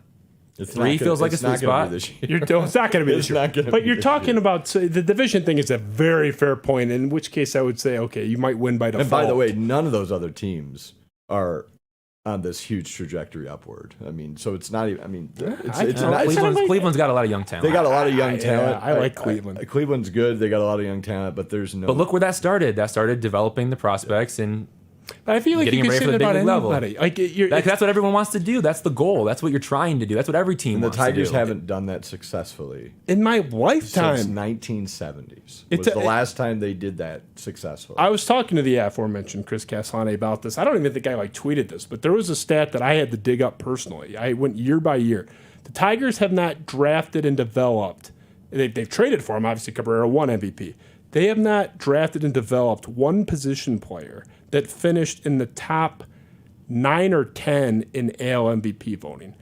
Since 80, whenever year Trammell won it. Trammell didn't win it. Or he finished runner-up. He finished runner-up, right? Finished runner-up to George Bell. Was that 84? You cover your ears. You weren't born. Was that 84? 87 was. Alan Okay, Trammell so the year they won the they won the division, and, but everyone voted way before that. And the Tigers came back and won, but it was a travesty. He was George Bell, but you should have won. He was first runner-up though, right? Yes. So that was the last one. So I should have remembered because it was my birth year. But I can't remember if it was top 9 or top 10. But in one of them on there was Al Avila finished like 11th. Alex Avila. That 2009, bro. Finished like he was like 11th. I couldn't believe that when I saw it. He was a good. He had a great year. But I mean, do you realize how bad it is? Not been very little. And they've been drafting top 5 like 20 times. You've drafted Al top 5, Avila, but you drafted but pitchers mostly. I mean, for the most part. I mean, they drafted Curtis Granderson, who ended up he was a pretty good ball player. You know, they got Nick Castellanos, pretty good ball player. But they were drafting mostly pitchers. They drafted some B minus guys. I'm not arguing with you. Their development has been shit. I mean, they've built a champion off the backs of drafts one time, and it was 40 years ago. But do you realize how bad it is to go that long, 35 plus years, and counting, by the way, and not have one guy finish in that top 10? I mean, Sean Figgins finished like 3rd one year. I'm not saying a perennial top 10 candidate. I'm saying you have a Darren Erstad in 2000 who's like probably, well, I don't want to get sued, but whatever. 333, 20 bombs that year, the year the Angels won in 2000. Like, how do you not have one guy, one time for one season, be the 8th best guy in the AL? For that era, you had a general manager whose strength was spending a lot of money and making good trades and shipping those guys off. So, I mean, it wasn't. But you're going into the 80s, though. No, I'm talking about Dave Dombrowski. I know, but that stretch of that I'm talking about with that gap. I mean, they didn't have a winning season for 20 years. So I mean, they were shit. I mean, so you can take that era out of it because it just doesn't exist. Most recently, it was because Dave Dombrowski didn't prioritize that, but also turned those prospects into pretty good major league stars. Can we bring this back to my era for a second and just like make sure we like remember something, right? I mean, 98. Let's bring 98. Yeah. Okay. Look. Yeah. Al Avila gone. David Chad gone. Scott Pleiss gone. Dave Littlefield gone. Yeah. Like that. Like that's the point, though, right? Those guys were around forever, and you're talking about not being able to draft and not being able to develop. They're gone now. Yeah, but They're gone. I don't divorce the. It's the same thing I was saying about the Lions. I'm not going to say like is the development an Illich? No, I mean it's not a Chris Illich. I mean you're complaining about Chris Illich all this time. I get it. I understand the frustration, but like you got to give them some time to like do their thing, right? Like you just brought in all these new people and just gave the boot to pretty much everyone who's been here for like 20 years. I disagree with the premise that I cannot be critical of the owner who left a dunce in charge. Well, you can feel however you want to. No, that. you can't. No You can do whatever you want. Well, but to me, it's the whole give him time thing. I am giving Scott. I'm compartmentalizing the topics. You can bitch about Chris Illich. He's screwed this up since he's been the owner. Clearly, Yes. okay, but you can't just say, you can't just expect Scott Harris to come in and make all these decisions in his first 4 weeks on the job. I mean, he's going to assess things. I'm not criticizing a thing about Scott Harris. But you want them to do more right now. Well, I wanted Chris Illich to say, look. Well, Chris Illich is wiping his hands. It's also the constant looking back is just that. I mean, that's what's frustrating for me at least is because like, what's the point? Jim Leland used to say, you can't chew yesterday's breakfast. No, I mean, I get it. Everybody, I believe in accountability. But I believe in criticizing. You can have accountability, but you can't hold the owner accountable because he's not accountable to anybody or held accountable. This is my version. This microphone is my version of holding him accountable. That's fine. And hopefully Chris Illich is watching and listening to you. I'm sure he's not right now. But if one more person out there realizes what a joke he's been, I feel like I've done my job holding him accountable. But what's going to change? Nothing. That's the thing. That's the okay, thing. but until he sells the team. Legacy matters. Maybe you don't think so. That's not an objective fact. Oh, to of me, course it does. Legacy matters. It would to me. And I want everybody out there to know. I'm not sure it would to Chris Illich. If Marcelo Mayer makes 10 All-Star games, I want everybody to know that it was this moron owner who empowered and then stepped away from a moron GM who is the worst GM in the history of this city, and that's a long list of a lot of bad names. I want everybody out there to know that it's his fault. And even if Jackson Jobe is a 10-time All-Star and Meyer's the bust, I hope it happens. It's still the wrong move statistically. It's idiotic to draft a high school pitcher that high. There's a reason why Nobody else does it because they all end up hurt. And you and I got into a heated debate about this on this show. I refuse to say they made a good GM hire. Everything is off the table they for made a good president hire. Okay. It's a difference. No, fair. And that's where I point out the fact Okay. that I think Chris Ilitch is wiping his hands, and this is Scott Harris's show now. So you can bitch about Chris Ilitch. It's not going to do any good. It doesn't matter. It's irrelevant. This is Scott Harris's show, and I don't think you can blast the Tigers when it's also blasting him for not doing anything this offseason. I think if Chris Ilitch would have picked up the phone and said sign Carlos Correa, he would have probably signed Carlos Correa. But the bottom line is this is the Scott Harris show now. So worrying about Chris Ilitch and what happened 4 years, 5 years ago doesn't matter anymore. I also don't think that any player the Tigers haven't drafted, if they go on to win 10 MVPs, I don't think like Chris Ilitch loses sleep. No. I mean, No, but let's be honest here. I do. Right, but he doesn't. But the whole I don't think so.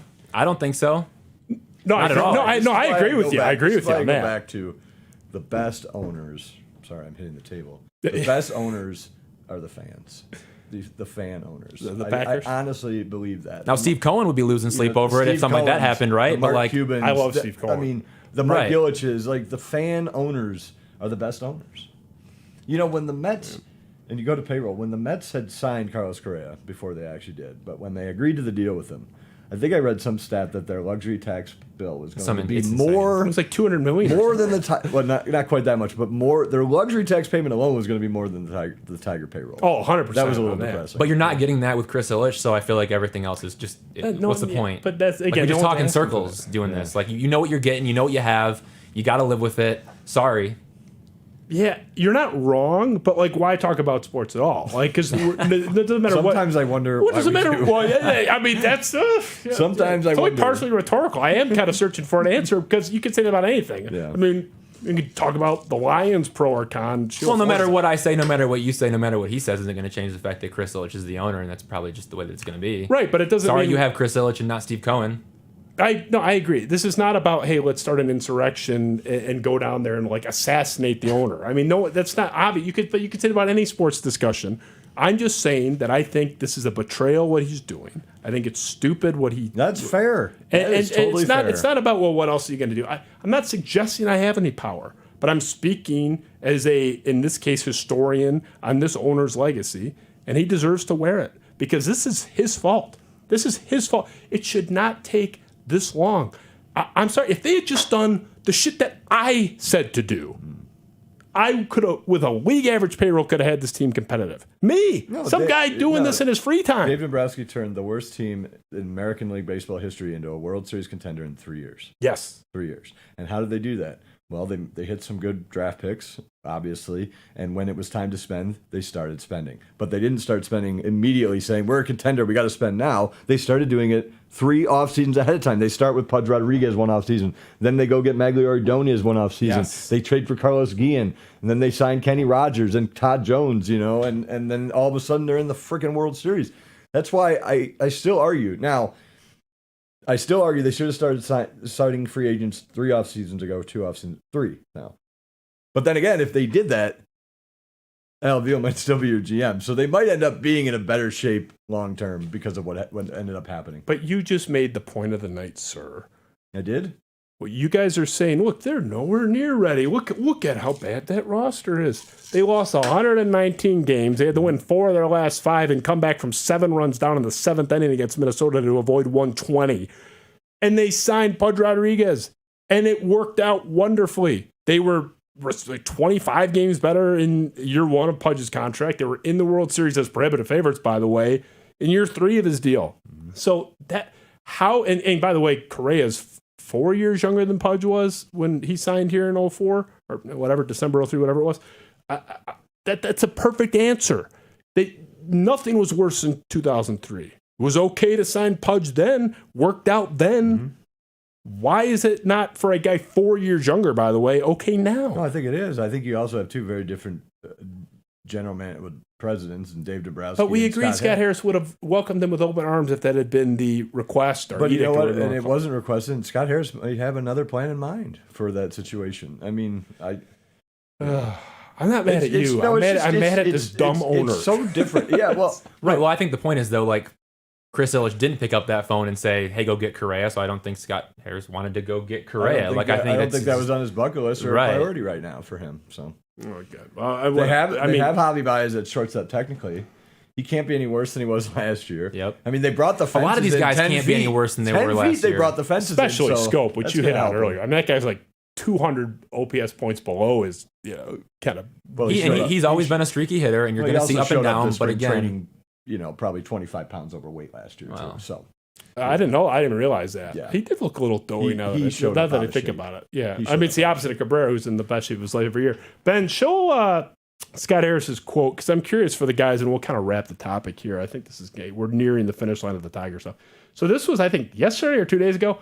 We are still hard at work trying to make the team better. Whether that manifests in a trade or free agent signing, I can't say right now, but we're working really hard on it, and we feel like the offseason isn't over.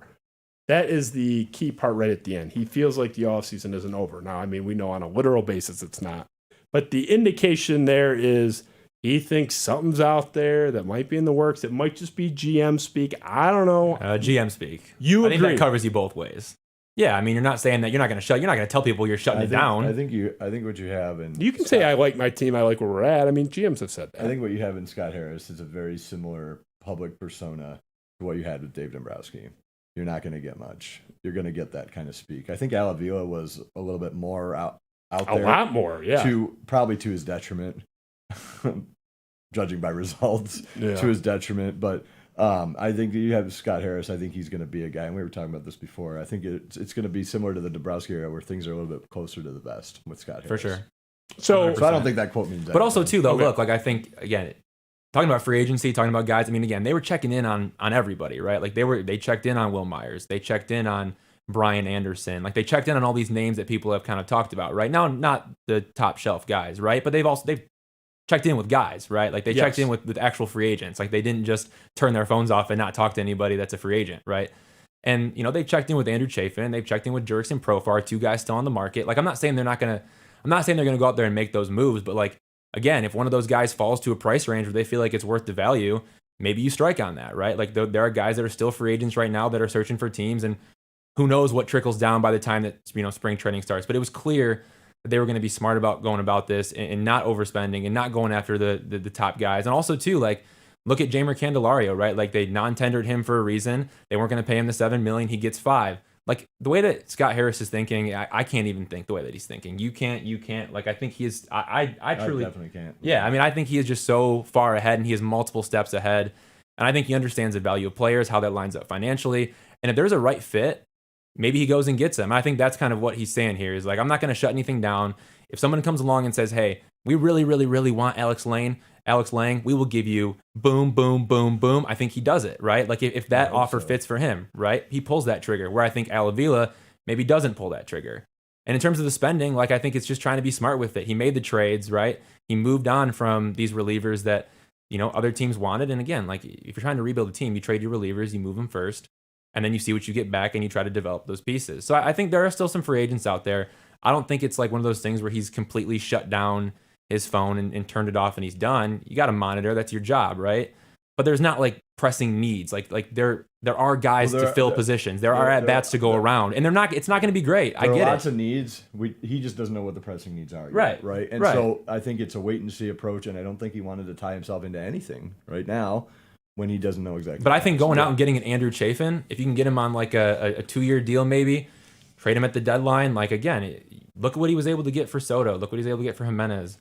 Remember, Alavila got Sawyer, but remember, Alavila got Sawyer, Gibson, Long for Michael Fulmer, and Chris Anglin for Robbie Grossman, right? And then you look at the returns that Scott Harris was able to get for the two relievers that he just traded. I trust Scott Harris to trade Andrew Chafin more than I would trust Scott Harris more than I trust Alavila to trade Andrew Chafin, right?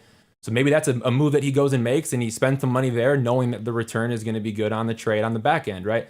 Like, I'm not saying that's going to happen, but I'm just saying like that would kind of make some sense to me. And I think that's why he's talking like this, because if the price is right and it fits, and he thinks he can get enough for him, and the years work out, maybe there's a move to be made. The jury's out on. And the players have to want to come here too. Yeah, I mean that's another. I mean, well, yeah. I mean that's another factor. I mean, you know, honestly, who knows if the Tigers would offer $1 more than the Twins if Correa comes to Detroit over Minnesota. Yeah, Good point. But we talked about that though. If they were bidding and lost, fine. I mean, I'm not going to kill them for losing. I'm just saying, just because the Tigers would get in on that doesn't mean they would. They're kind of in a similar situation to where they were before 2003. And but it's a sign of something though, that if they were in the bidding and lost, or if they had been one of the two teams that signed them and then backed out or whatever, at least like you're trying. I mean, you said there was a mystery team, right? John Heyman said there was a mystery team, so I'm sure that's the Scott Boras special, the mystery team. There's a third mystery classic. team. Yeah, he's been saying that for 20 years. I mean, Evan was still in diapers. He was using that line. I mean, you said look at the return he got for Soto. We don't know what he got. We don't know what he got for Soto yet. Barely's that guy with an OPS in the 660s. 3 position players who were role players, and I understand they were role players, but they were role players on a World Series team. Look, I mean, we don't know what they. But they were good enough to be role players on a World Series team. I'll give them the at bats in Detroit on a terrible roster and just let it see what happens. And at least I like the trade. At least you look at that. That's my point, though. And say, that's fair. And say, wow, they might have got something here where you rarely did that under Avila. I mean, at least right away. I mean, you have Keith Law writing. Wow, how did the Tigers get this much for Gregory Soto? I mean, I like and there are holes in both of those guys' games. Like I said, the exit velos and the hard hit rates. Like I profiled some of that with Vierling, and then also too with Maton. Like the guy hits fastballs, but he really can't hit anything else, and also hits a lot of middle of the zone, up in the zone, doesn't hit a ton down in the zone. Like, there are holes in their game. Like that's why they were role players for the Phillies. But you bring in, but again, that kind of comes down to what I'm saying is like they talked about developing. AJ Hinch has brought in these new hitting guys to try to fix all this. And so let's see if they can actually fix it. Like, let's see if they can actually develop these players and make them better. And if they can, maybe you have an everyday regular in Matt Vierling. Maybe you have an everyday regular in Nick Maton. Maybe you have a couple great bench players on what could be a really good team in the future, and they're both under team control through 2027, and that's not bad. You take that all day, as opposed to Chris England or Sawyer Gibson-Long. To see what you got. I'm with all of that. And it's to see what you got. That's the pro Scott Harris argument, which we all agree with. Right. I just wish the owner would do his part. But I think the owner's part now is to just go away. I mean, honestly, I don't even think I think that he's kind of turned it over to Scott Harris. And I think fans should be very grateful for that. But also, too, if you go out and you sign Correa and then you move Hobby to third, or you move Hobby to second, maybe Scope goes to third. Like, you just don't have playing time for these young players to see what you have. Could you imagine if you could hit on one of those guys and maybe they're, I mean, they're not going to be Carlos Correa, I understand that, but could you imagine if you actually get something out of them and you learn that you get something out of them because you left those at-bats for them, you allowed them to get playing time, you allowed them to develop. Like, I understand the frustration. I get it. $500 million to sign Shohei Ohtani. Boom. Well, let's talk about Game Ohtani over. For a second, Oh, boy. sir. Okay. No, but, and Evan, you I would think have he's going to been... the Dodgers, but that's just me. You see, well, yeah, I just always say the Dodgers will get whoever it is. The Dodgers seemed careful this offseason. There's like a 20... it's a good point. Reading the tea leaves, you're probably right. They're a 27% chance to get anybody good. So you're always like in a pretty good position there betting-wise. But... I was not talking about, hey, could they sign Andrew Chafin or somebody or trade line. I mean, I agree with you. That's like always on I think the there table. are some smart baseball moves like that, though, that maybe you could capitalize on as the market trickles down. But I agree. Again, there still are some guys out there. Not a lot of good guys, not a lot of great names out there. Like, you're kind of bottom of the barrel, but there are some. I like Chafin, but that's not the kind of thing I was talking about, though, because anybody could always sign the $4 million guy, $6 million guy. And you were a little young. I think you would have been about 10 if you were, I don't know what month you were born, but you were about 10 years old. Help me out here, Tony. The Cabrera trade. Yeah. When they made it, and I mean, technically it was at 07. I know his first year was 2008, December 07. When they made that trade, I would argue, and maybe this is just for Tony, given how young you were, Evan, at the time, but my argument would be when they made that trade, that would be, or was, as shocking or very, very close as if the Tigers traded for Ohtani tomorrow, at least in the same ballpark. People forget how stunning that was. Now, granted, we were in position with an owner that was already spending more than Chris Ilitch ever has. I get it's not complete apples to apples. No, I agree with you 100%. But it was stunning. I think people do forget, and this is just from looking back on his career. I think sometimes, and I'm not saying you guys do, but I think sometimes people forget just how good Cabrera was as young as he was. I think people 24 when they traded people for him? People that are my age don't really understand how good he was when he broke into the league and how good he was years 1, 2, 3. So good in Florida. So yes, I understand what you're saying. It would be yes. It would be stunning, and there was some rumor. Again, the Marlins had their own long history of unloading guys, but there were rumors that they might move him, and then there were lists of 7 or 8 teams. The Tigers weren't even on the list. I mean, they weren't even on the list. It was in real time. Tony, am I falsely characterizing that. I remember, I was in college when they did it. The house that I lived in, we were stunned. It was like we were on the floor. We couldn't believe that they did that. Ohtani's in a different category, but again, that's still, but it's right there. That's what I think would buy so much credibility. What does he have 1 year left or two? I think he has two, Ohtani. He's got I think two. he has one. Is it one? Free agent next offseason. Yeah. You can't trade for him without that extension discussion prior. But that I'm dying for something, and maybe it doesn't have to be Ohtani. I want something like, holy shit, they mean business now. We've been waiting for that forever. But it's the same as the free agent conversation, right? Like you kind of want that holy shit free agent moment, right? Where it's like, oh my gosh, he just went out and got Carlos Correa. Like it's happening. Like I don't think they're ready for that yet. They don't know what they have. Yeah. Even if it's next year. And I it want sucks something. because they've already been through this. I understand it, but it's rebuilding the rebuild. The rebuild is long. Mistakes were made. Sucks. Mistakes are made. Patience has run out. But the new guy's got to get on the ground. I mean, it's just fans are just going to have to accept that it's going to be another year for the new guy. And also, now, too, the new new guy should have been hired 3 years ago. I get it, but Yes. mistakes are made. You can blame the ownership for that, and rightly so. Also, they don't have enough to get Ohtani anyway, or like I think in terms far of as like trade bait, probably like not. they don't really have enough Really? there. I mean, I think I could get Look at their something. prospect list, right? You talk about we want to go back to that. I mean, they do have they some can talent. take- I mean, take you Riley You could if I can get you Ohtani. could maybe say Riley Green, and then you could name, I think I could keep put, going. I think you could. You probably but keep could. going. I could put Riley something Green together. and who else? Well, Who else would you really want? Most of those arms are all hurt. Right. That's the problem. That's the Right, problem. right, That's the right. problem. I'm like, I'm about to list all these guys that are dead. Like that's. Well, I what mean, gotta it's do. Riley Green and a very uncertain Spencer Torkelson, and then after that, there's quite a bit. But you of a get drop what I'm off. saying. two Even if it's not injured Ohtani, pitchers. just like Yeah. I mean, I hate that we're talking years into this, and I'm sorry they don't get a reset clock. Harris does. The Tigers organizationally don't. No, right. And we're sitting here talking about maybe this guy with a 670 OPS, maybe we can develop him. Maybe this guy who's the Baseball America 173rd guy, this Justin Henry Malloy guy, maybe he might be. It's like, the fuck? You do that for every team in the league. Right, this already happened. Well, They already did this. it already happened, and you could do this with it. I mean, the arguments we're making are, let's see what they do. Maybe they'll develop. And that's nothing. That's It's pixie not, that dust. it's not that they're necessarily going to develop like that. It's going to be he wants to see what he believes he has. That's all it is. This Malloy guy's like 24 years old. He's like Kyle Funkhauser making the top 10 prospect list when he was 29. I mean, it's like, you're not talking about some spring chicken here. I'm with you on the Colt Keith, though. That's kind of my... Colt Keith's going to be good. Not to use the pun, but that's kind of my horse. No, man. but I This think is my dark horse. You're looking at what you have at several different spots around the diamond. I mean, you're looking at Spencer Torkelson this year. You're looking at Austin Meadows. Like you're just assessing. It's a concession year. I want to finish on 2 points. You mentioned Torkelson very briefly. I think, is it fair to say we all agree we're totally out, this guy's a bust? If he's sitting there on May 23rd, what is that, 20% or so, 25% or so of the season, and his OPS is like 610, is that too soon to start? I'm not saying write him off completely, but to start really having some concern?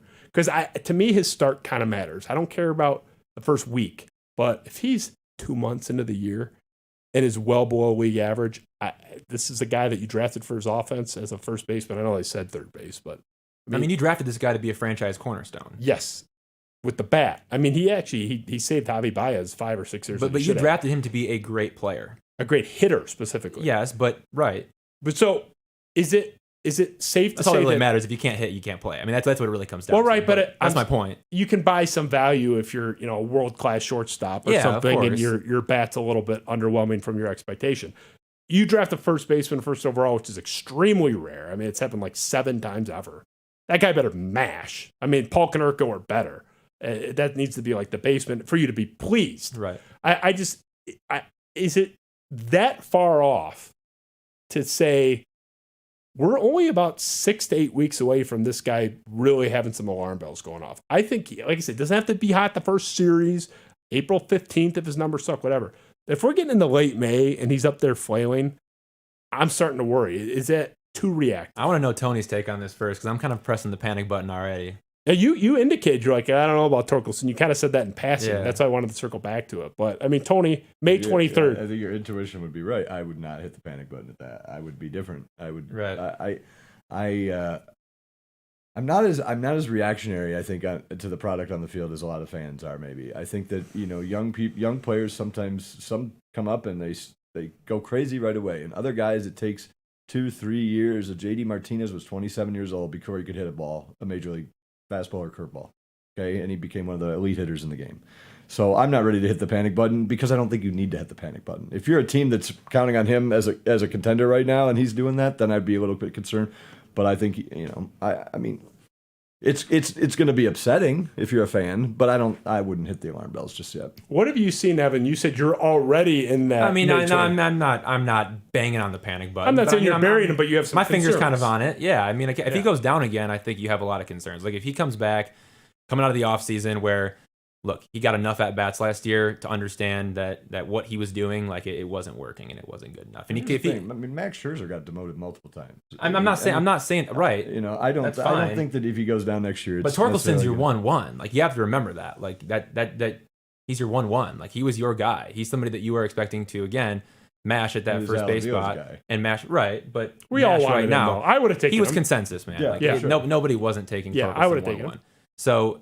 Yeah, I mean, I think you'd be nervous if you come back and season starts, and yeah, if he doesn't get it going, I think you have some concerns. Like, and it's more than just like, oh, what's his batting average or what do the numbers look like? I think like you're looking at his process and you're looking at the way that he's going about things. You're looking at how does he fare against pitches inside the strike zone. He really struggled against all middle pitches and middle fastballs, and like you cannot miss middle fastballs, and he really did. And if he's missing those again next season, that tells you that he hasn't changed anything. And so I think that's where you really start to hit that panic button. If he's not making those adjustments, if he's not making those changes, and if he's going to stick with what he's had, that's fine. But it obviously didn't work last year. So what makes you think it's going to work this year? Just getting more experience and feeling better. Like no, like the swing is still the same swing. It's still the same bat path. Like it's still the same stance. Like if none of that kind of stuff changes, I mean, what you think is just going to get better like that? Like I don't think so.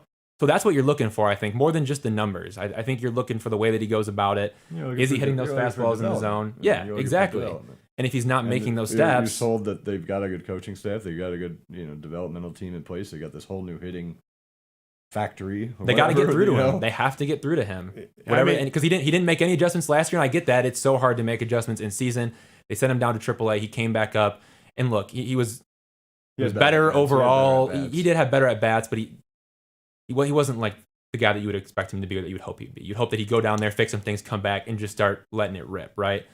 And he didn't really do that. To me, I think there were better at bats, and it was a better mindset. I get that, but and there's just not. He didn't impress me last year. There's just not a ton of guys who come into the big leagues and get it right away. I mean, I just don't believe that. So I think it takes time with some guys.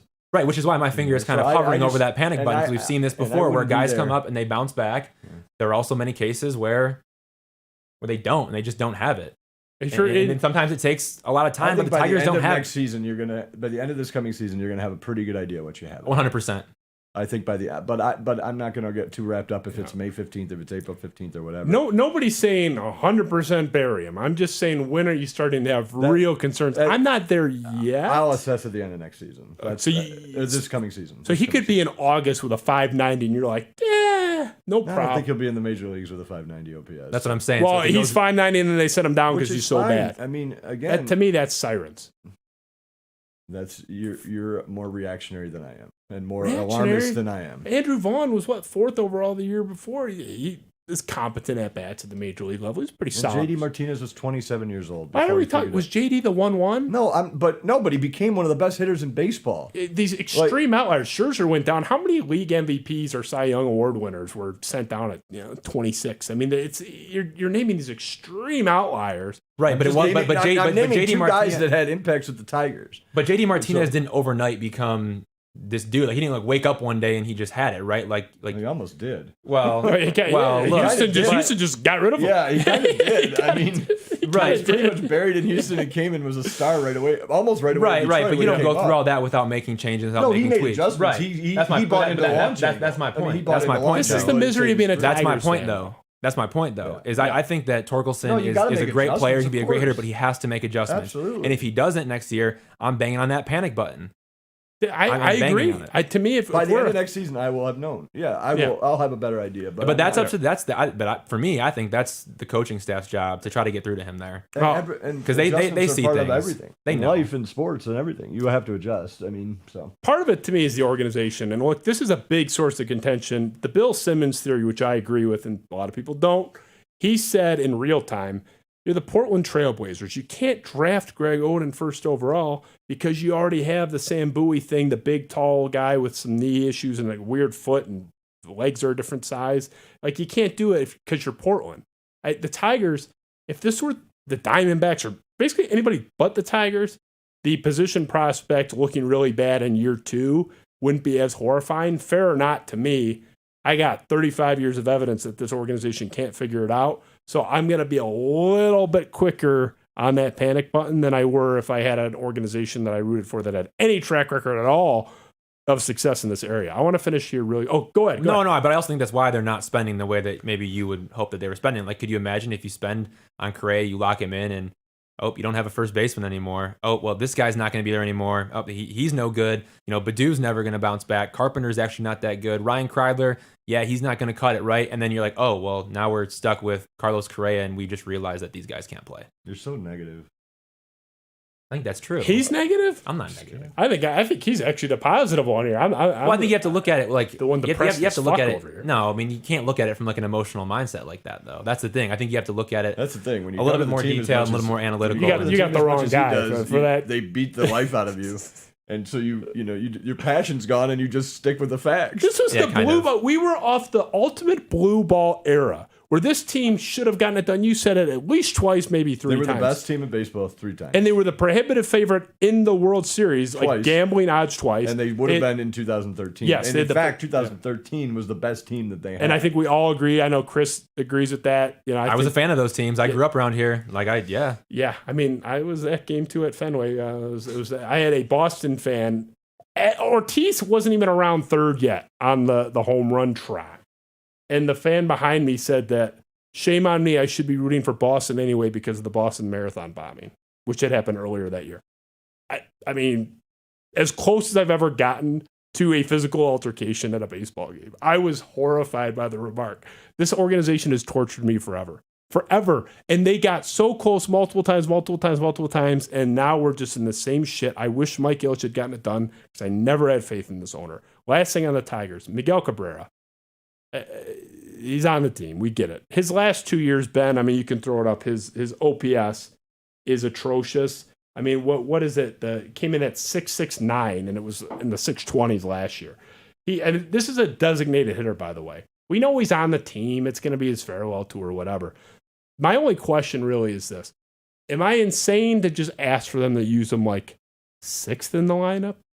7 maybe asking too much? Because fair. I'm tired of it. He's batting 4th and 5th. Like, what are they doing? I get the deference, but part of it's the lineups. And nobody better last year, right? I mean, you were stuck with Harold Castro hitting in the cleanup spot or hitting in the 3-hole and whatever it was. But 2-hole. Like, I mean, again, I think this year, you have to get some different guys more at bats, and I think that just that has to happen. I don't think you're going to see him play all that much. No. That was the last thing I wanted to ask. Maybe once a series. Yeah, I think that's about right. There was a thing out there that he's going to be kind of a part-time, they're going to manage. Scott Harris had a quote about that a few months ago. We had a conversation with Miggy about what he wants to do and how much he wants to participate. I think he's a part-time guy. I mean, even if he deserves to be based on his production. My gosh, I mean, he's a below average designated hitter. Go look at every designated hitter. Look at their numbers. Look at their WRC plus. Look at their OPS plus. He's not a good player. It's laughable. We know that. He's terrible. Yeah, we know that.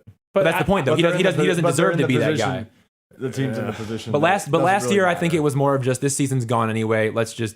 Yeah. What's the point? And I think it's a similar. What's the point? I think it's similar this coming season, except I think the plan will be just less playing time. Your colleague at the Detroit News got very mad at me last summer. He was saying the magical season of Cabrera. I said his OPS is like 728. Who wrote that? Wojo.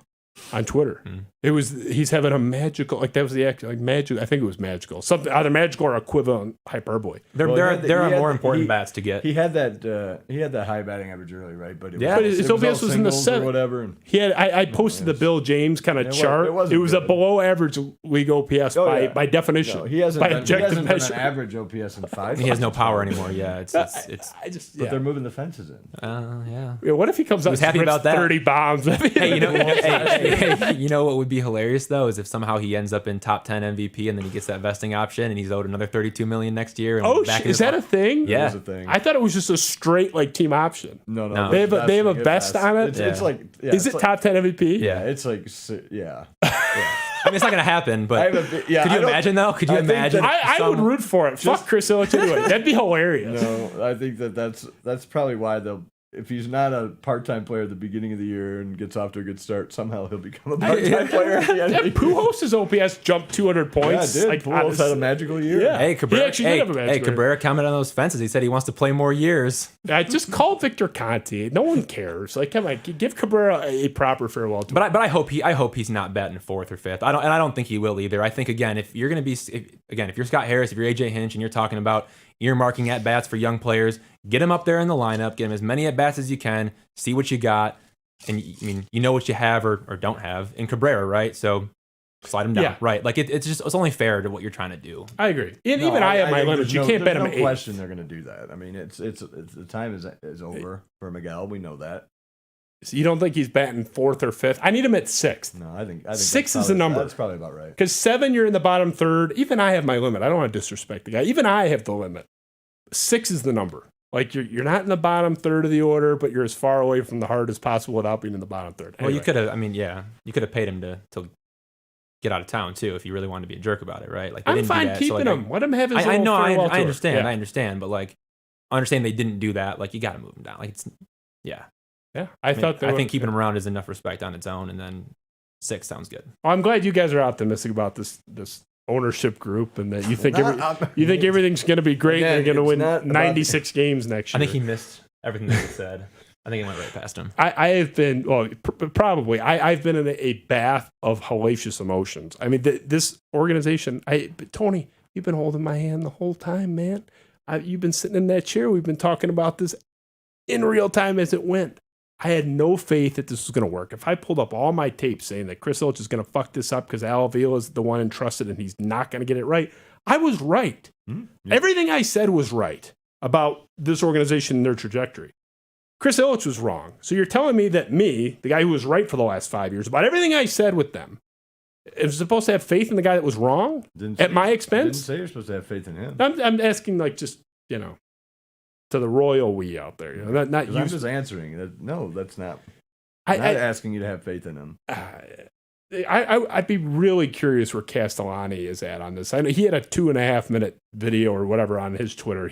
I think he's more on my side. It would have been interesting. I would have liked him here. We could been, the Hutus and the Tutsis over here. Okay, real quick, done with the Tigers because I'm depressed. Very quickly because we're running long. The Harbaugh stuff at Michigan. What do you make of that whole situation? Do you think he's actually going to sign that contract? Mike Valeni was vehemently arguing on his show this week, you can't sign that contract with pending NCAA violations, which it just came out. Dan Wetzel from Yahoo. Did you guys see that report that he's refusing to admit that he lied? So that's at a standstill. You got this thing with the coordinator. Who knows? It doesn't seem like there was any complicity or knowledge there. Like, what do you mean? To me, it's a fucking mess up there, right? Is that just like the Sparty goggles? Take this one, Tony. All right. I mean, seriously, no. Like, I haven't. I understand what's going on, but I haven't been as Michigan much. Has made more of a Tony question. I mean, it is a mess. It's a problem. I mean, they've had a lot of incidents this year with the Mozzie Smith and the coordinator and level 1 and level 2 violations. I mean, there's some in several different departments too. There's some crap issues going on. There's crap going on. I mean, it's not good, but the Harbaugh stuff just makes me insane. Like, I don't understand. First of all, I don't understand what Michigan is doing, offering this guy a contract. First of all, they're bidding against themselves. Okay, the guy wants to go to the NFL. He wants to win a Super Bowl. He's pissed that he lost to his brother in the Super Bowl. That's his dream, to win a Super Bowl. Offers, right? He has no offers. Yeah. If he had an offer last offseason, he'd be the coach of the Minnesota Vikings right now. He didn't have an offer. He comes back. They give him a contract extension anyway, and he's pulling the same crap now. I mean, they're bidding against themselves. Why do they have to give him a raise? He signed a contract, and a lot of Michigan fans are pissed at Ward Manuel. They think that he's disrespecting Harbaugh. I think Ward Manuel's doing what any administrator would be doing, saying, I just gave you a contract extension last offseason. You just made, by the way, over $10 million with your base pay and your bonuses. So you're paid well. You just signed the extension. And you're coming back and doing the same crap that you did last offseason. When you came back, you said you weren't going to do this crap anymore. So I don't understand why Michigan should be telling him, look, if you have an offer to go to the NFL, then go to the NFL. Like, go. But you signed this deal. That's your contract. You're well paid. You're very well paid. You just signed it. You can't keep doing this every offseason. So I don't understand why Michigan is just bowing, or not Manuel, but the president of the university is just bowing to this crap. I agree with everything you said. That all applied even before the Wetzel report about the NCAA violations. That all applied before this thing with the coordinator, which is TBD. Isn't that even more so a reason to say, why are you letting this guy with seemingly no leverage dictate this thing? Absolutely. I mean, look, if he's found guilty of a level 1 violation, I mean, it's some sort of suspension, almost the 6 certainly. games? I mean, it could be 4, it could be 6. It's yeah. some kind of suspension. I think you at least have to let that clear out. But they're so afraid of losing the golden child to the NFL when, again, he has no offers to coach in the NFL. If he did, he would be gone right now. And by the way, when Santa Ono, the president, who I get a kick out of, I think it's funny that he's kind of a fanboy. It's I don't know. I just find it funny. But when he put that comment on Twitter saying, I just spoke to Coach Harbaugh and he's coming back and whatever, and then Harbaugh tweeted out his quote, he still hasn't said, I'm definitely coming back to U of M. He keeps saying the same old crap that I love U of M. That was the MO, though. He did that earlier. He said a couple weeks ago. Yeah, as I said in December, my goal is to be here. But it's almost like he's still fishing for another job or something like that. Because he is. He won't close that door. That's where he wants to be. He wants to be in the NFL, and that's fine. If I had to choose if I was going to coach in college or the NFL, I'd choose the NFL all day long. College game is exhausting. So I don't blame him that he wants to go there. But your question is why is Michigan doing this runaround, though? Yeah. Michigan is bidding against themselves with a guy who could be suspended for some of this season if they find him guilty of these violations. And wants to leave. And clearly, or at least isn't closing that door. Isn't completely happy at U of M. Well, I have on pretty good authority that Ward Manuel and Jim Harbaugh have a personal disdain for each other that goes in both directions. Like, they hate each other. It was interesting that the president announced that instead of Ward exactly. Manuel. That was kind of fascinating. Well, and that's to me at least, and I'm not in on that, but it was you're interesting. Right. And that's kind of where I'm going. To me, that's odd. Because even if, the dynamic, Harbaugh and Manuel hate each other, whatever. We get that. That's, anyone around there will confirm what I just said. Like, fine, Santa, make the call, do the back channel thing, or go over Ward's head, however you want to characterize it.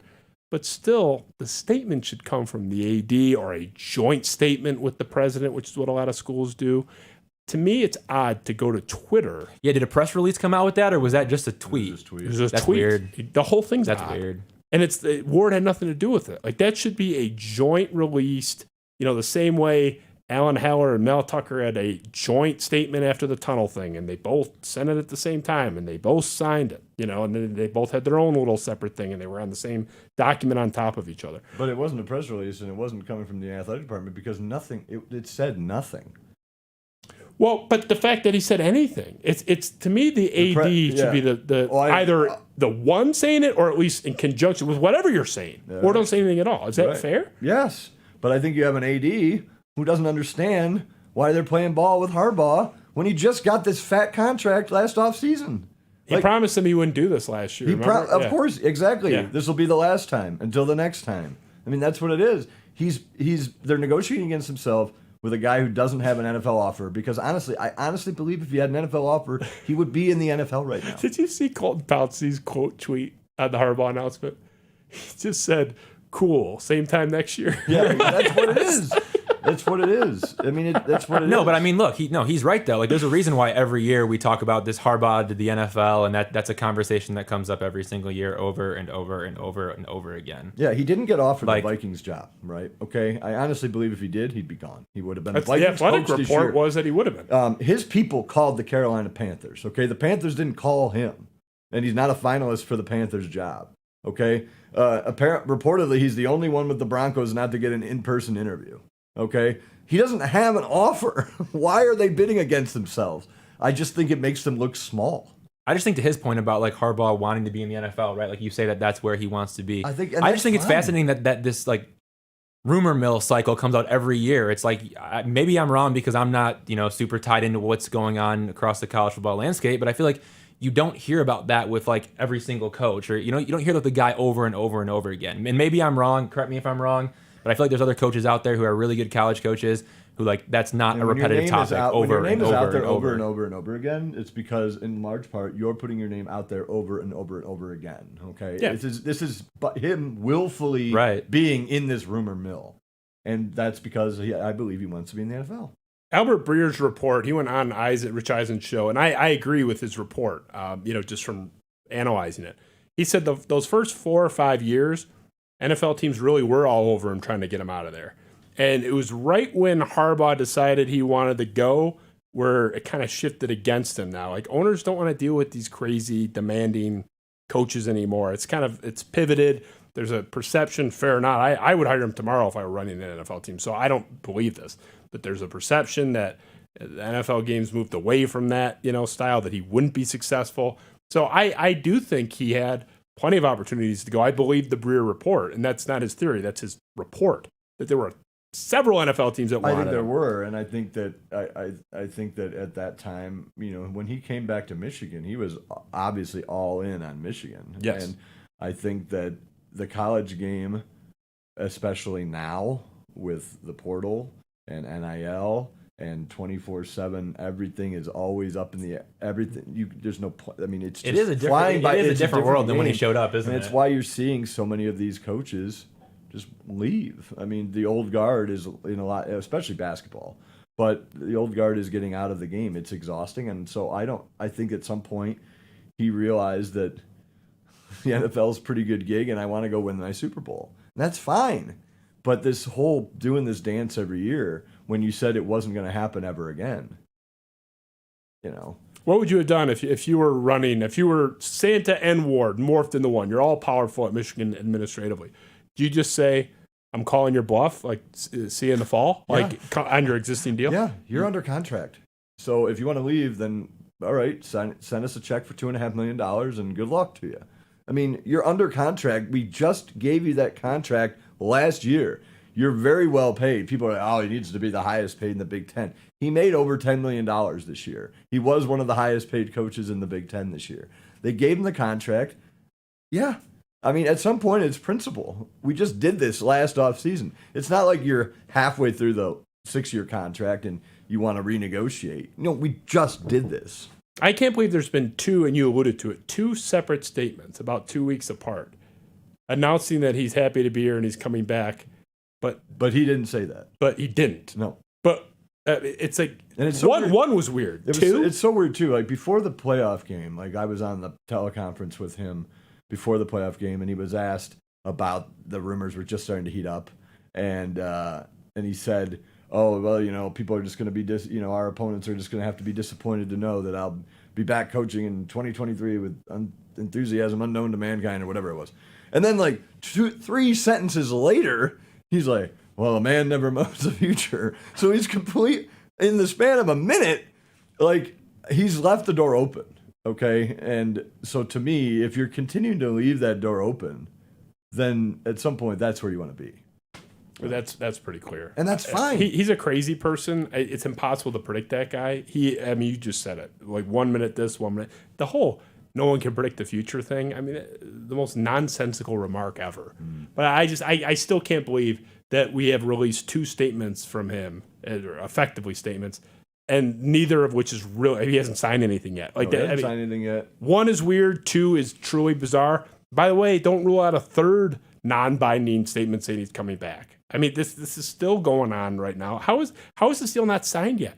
Like, Well, again, why do that tweet at all if you're Santa? Yeah, I don't understand. I feel like you do that tweet and then you're signing that deal like now. like right away. Oh yeah, like you're you know in what I the mean?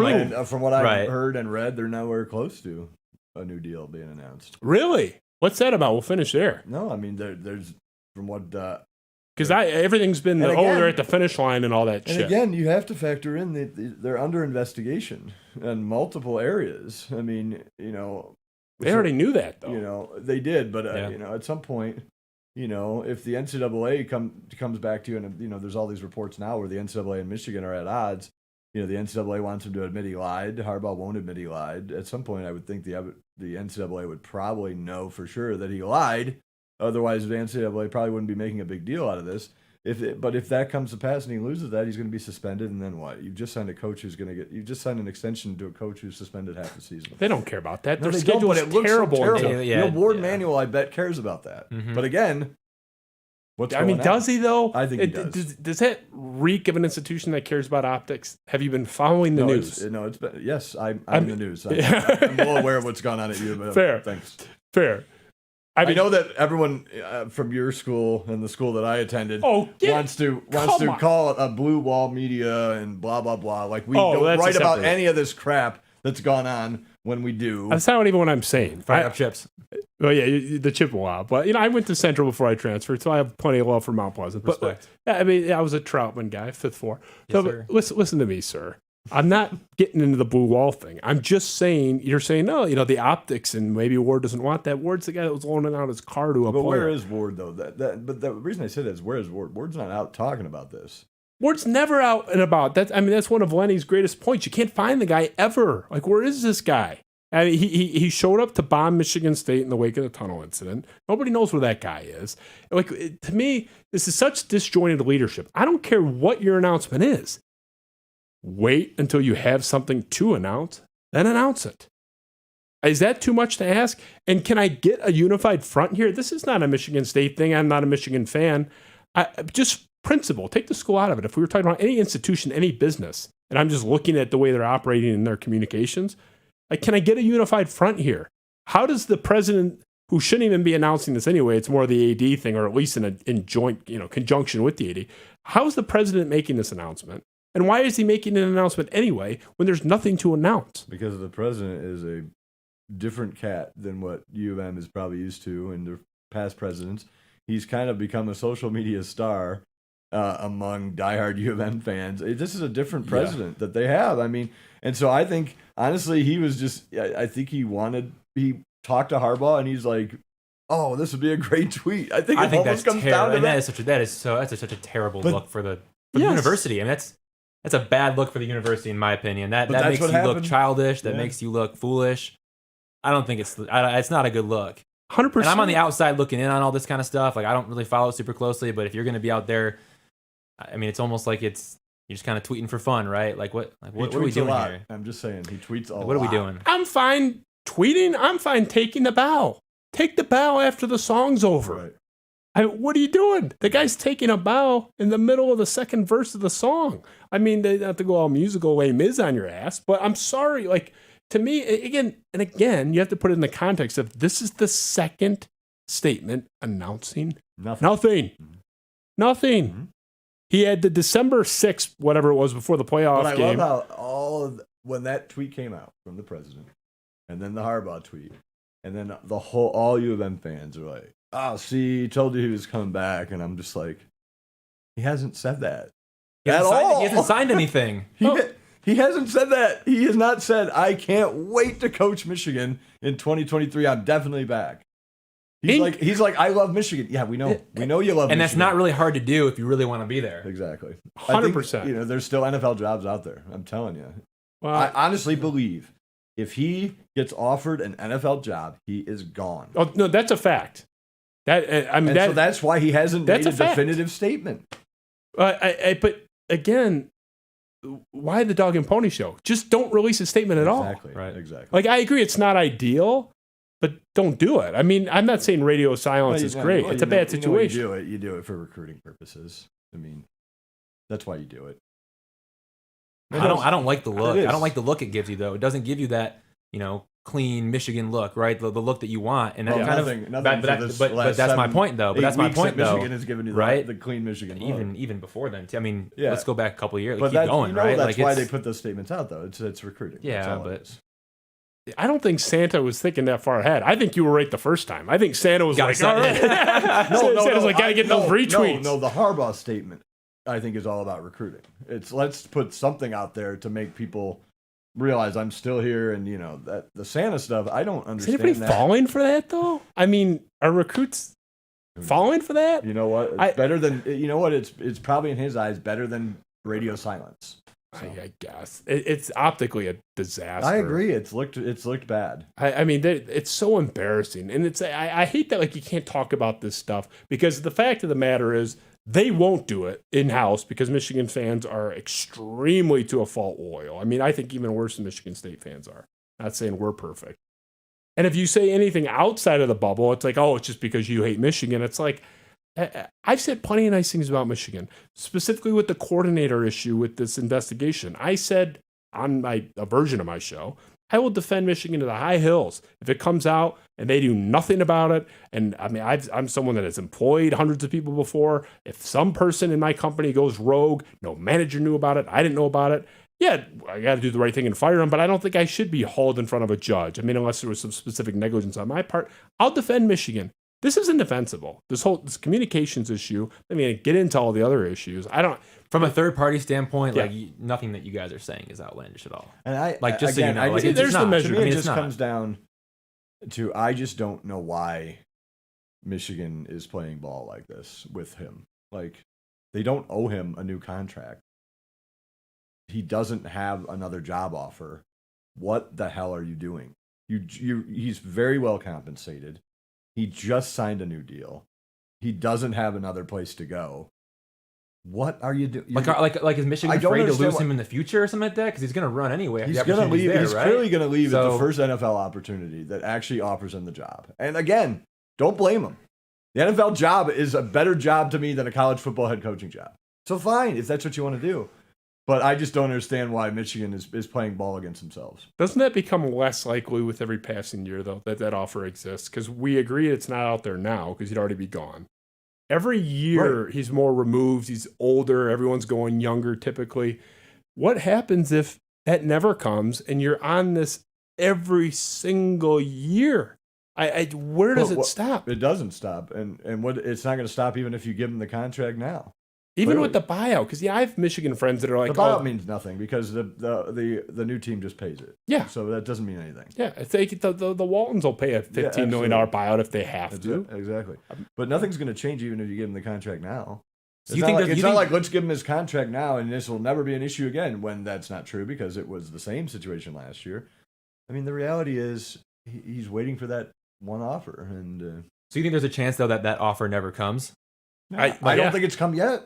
It's not maybe, there now. Maybe Michigan's just trying to play nice, so then when that offer doesn't come and maybe he realizes that, he's not pivoting elsewhere. Like, I don't know where else he would pivot, but like, I don't know. Their college team. I don't think so. But again, like I have no idea, but like maybe you're trying to play nice now so you can benefit off that if there isn't an offer. I mean, again, like in Harbaugh's eyes, I feel like if Michigan screws him over now, that's what he would, if he feels like he's been screwed over now, maybe he's not repaying that favor down the road. I don't know why he feel. I just don't understand why all right, look, he was bitter because he had to take the pay cut, right? He took the big, massive pay cut because of COVID, and he sucked. The team sucked. So Warden went to him and said, look, we can't pay you that, and you're just going to have to deal with it. And guess what? As soon as he bounced back, they gave him a fat new contract. They replaced it.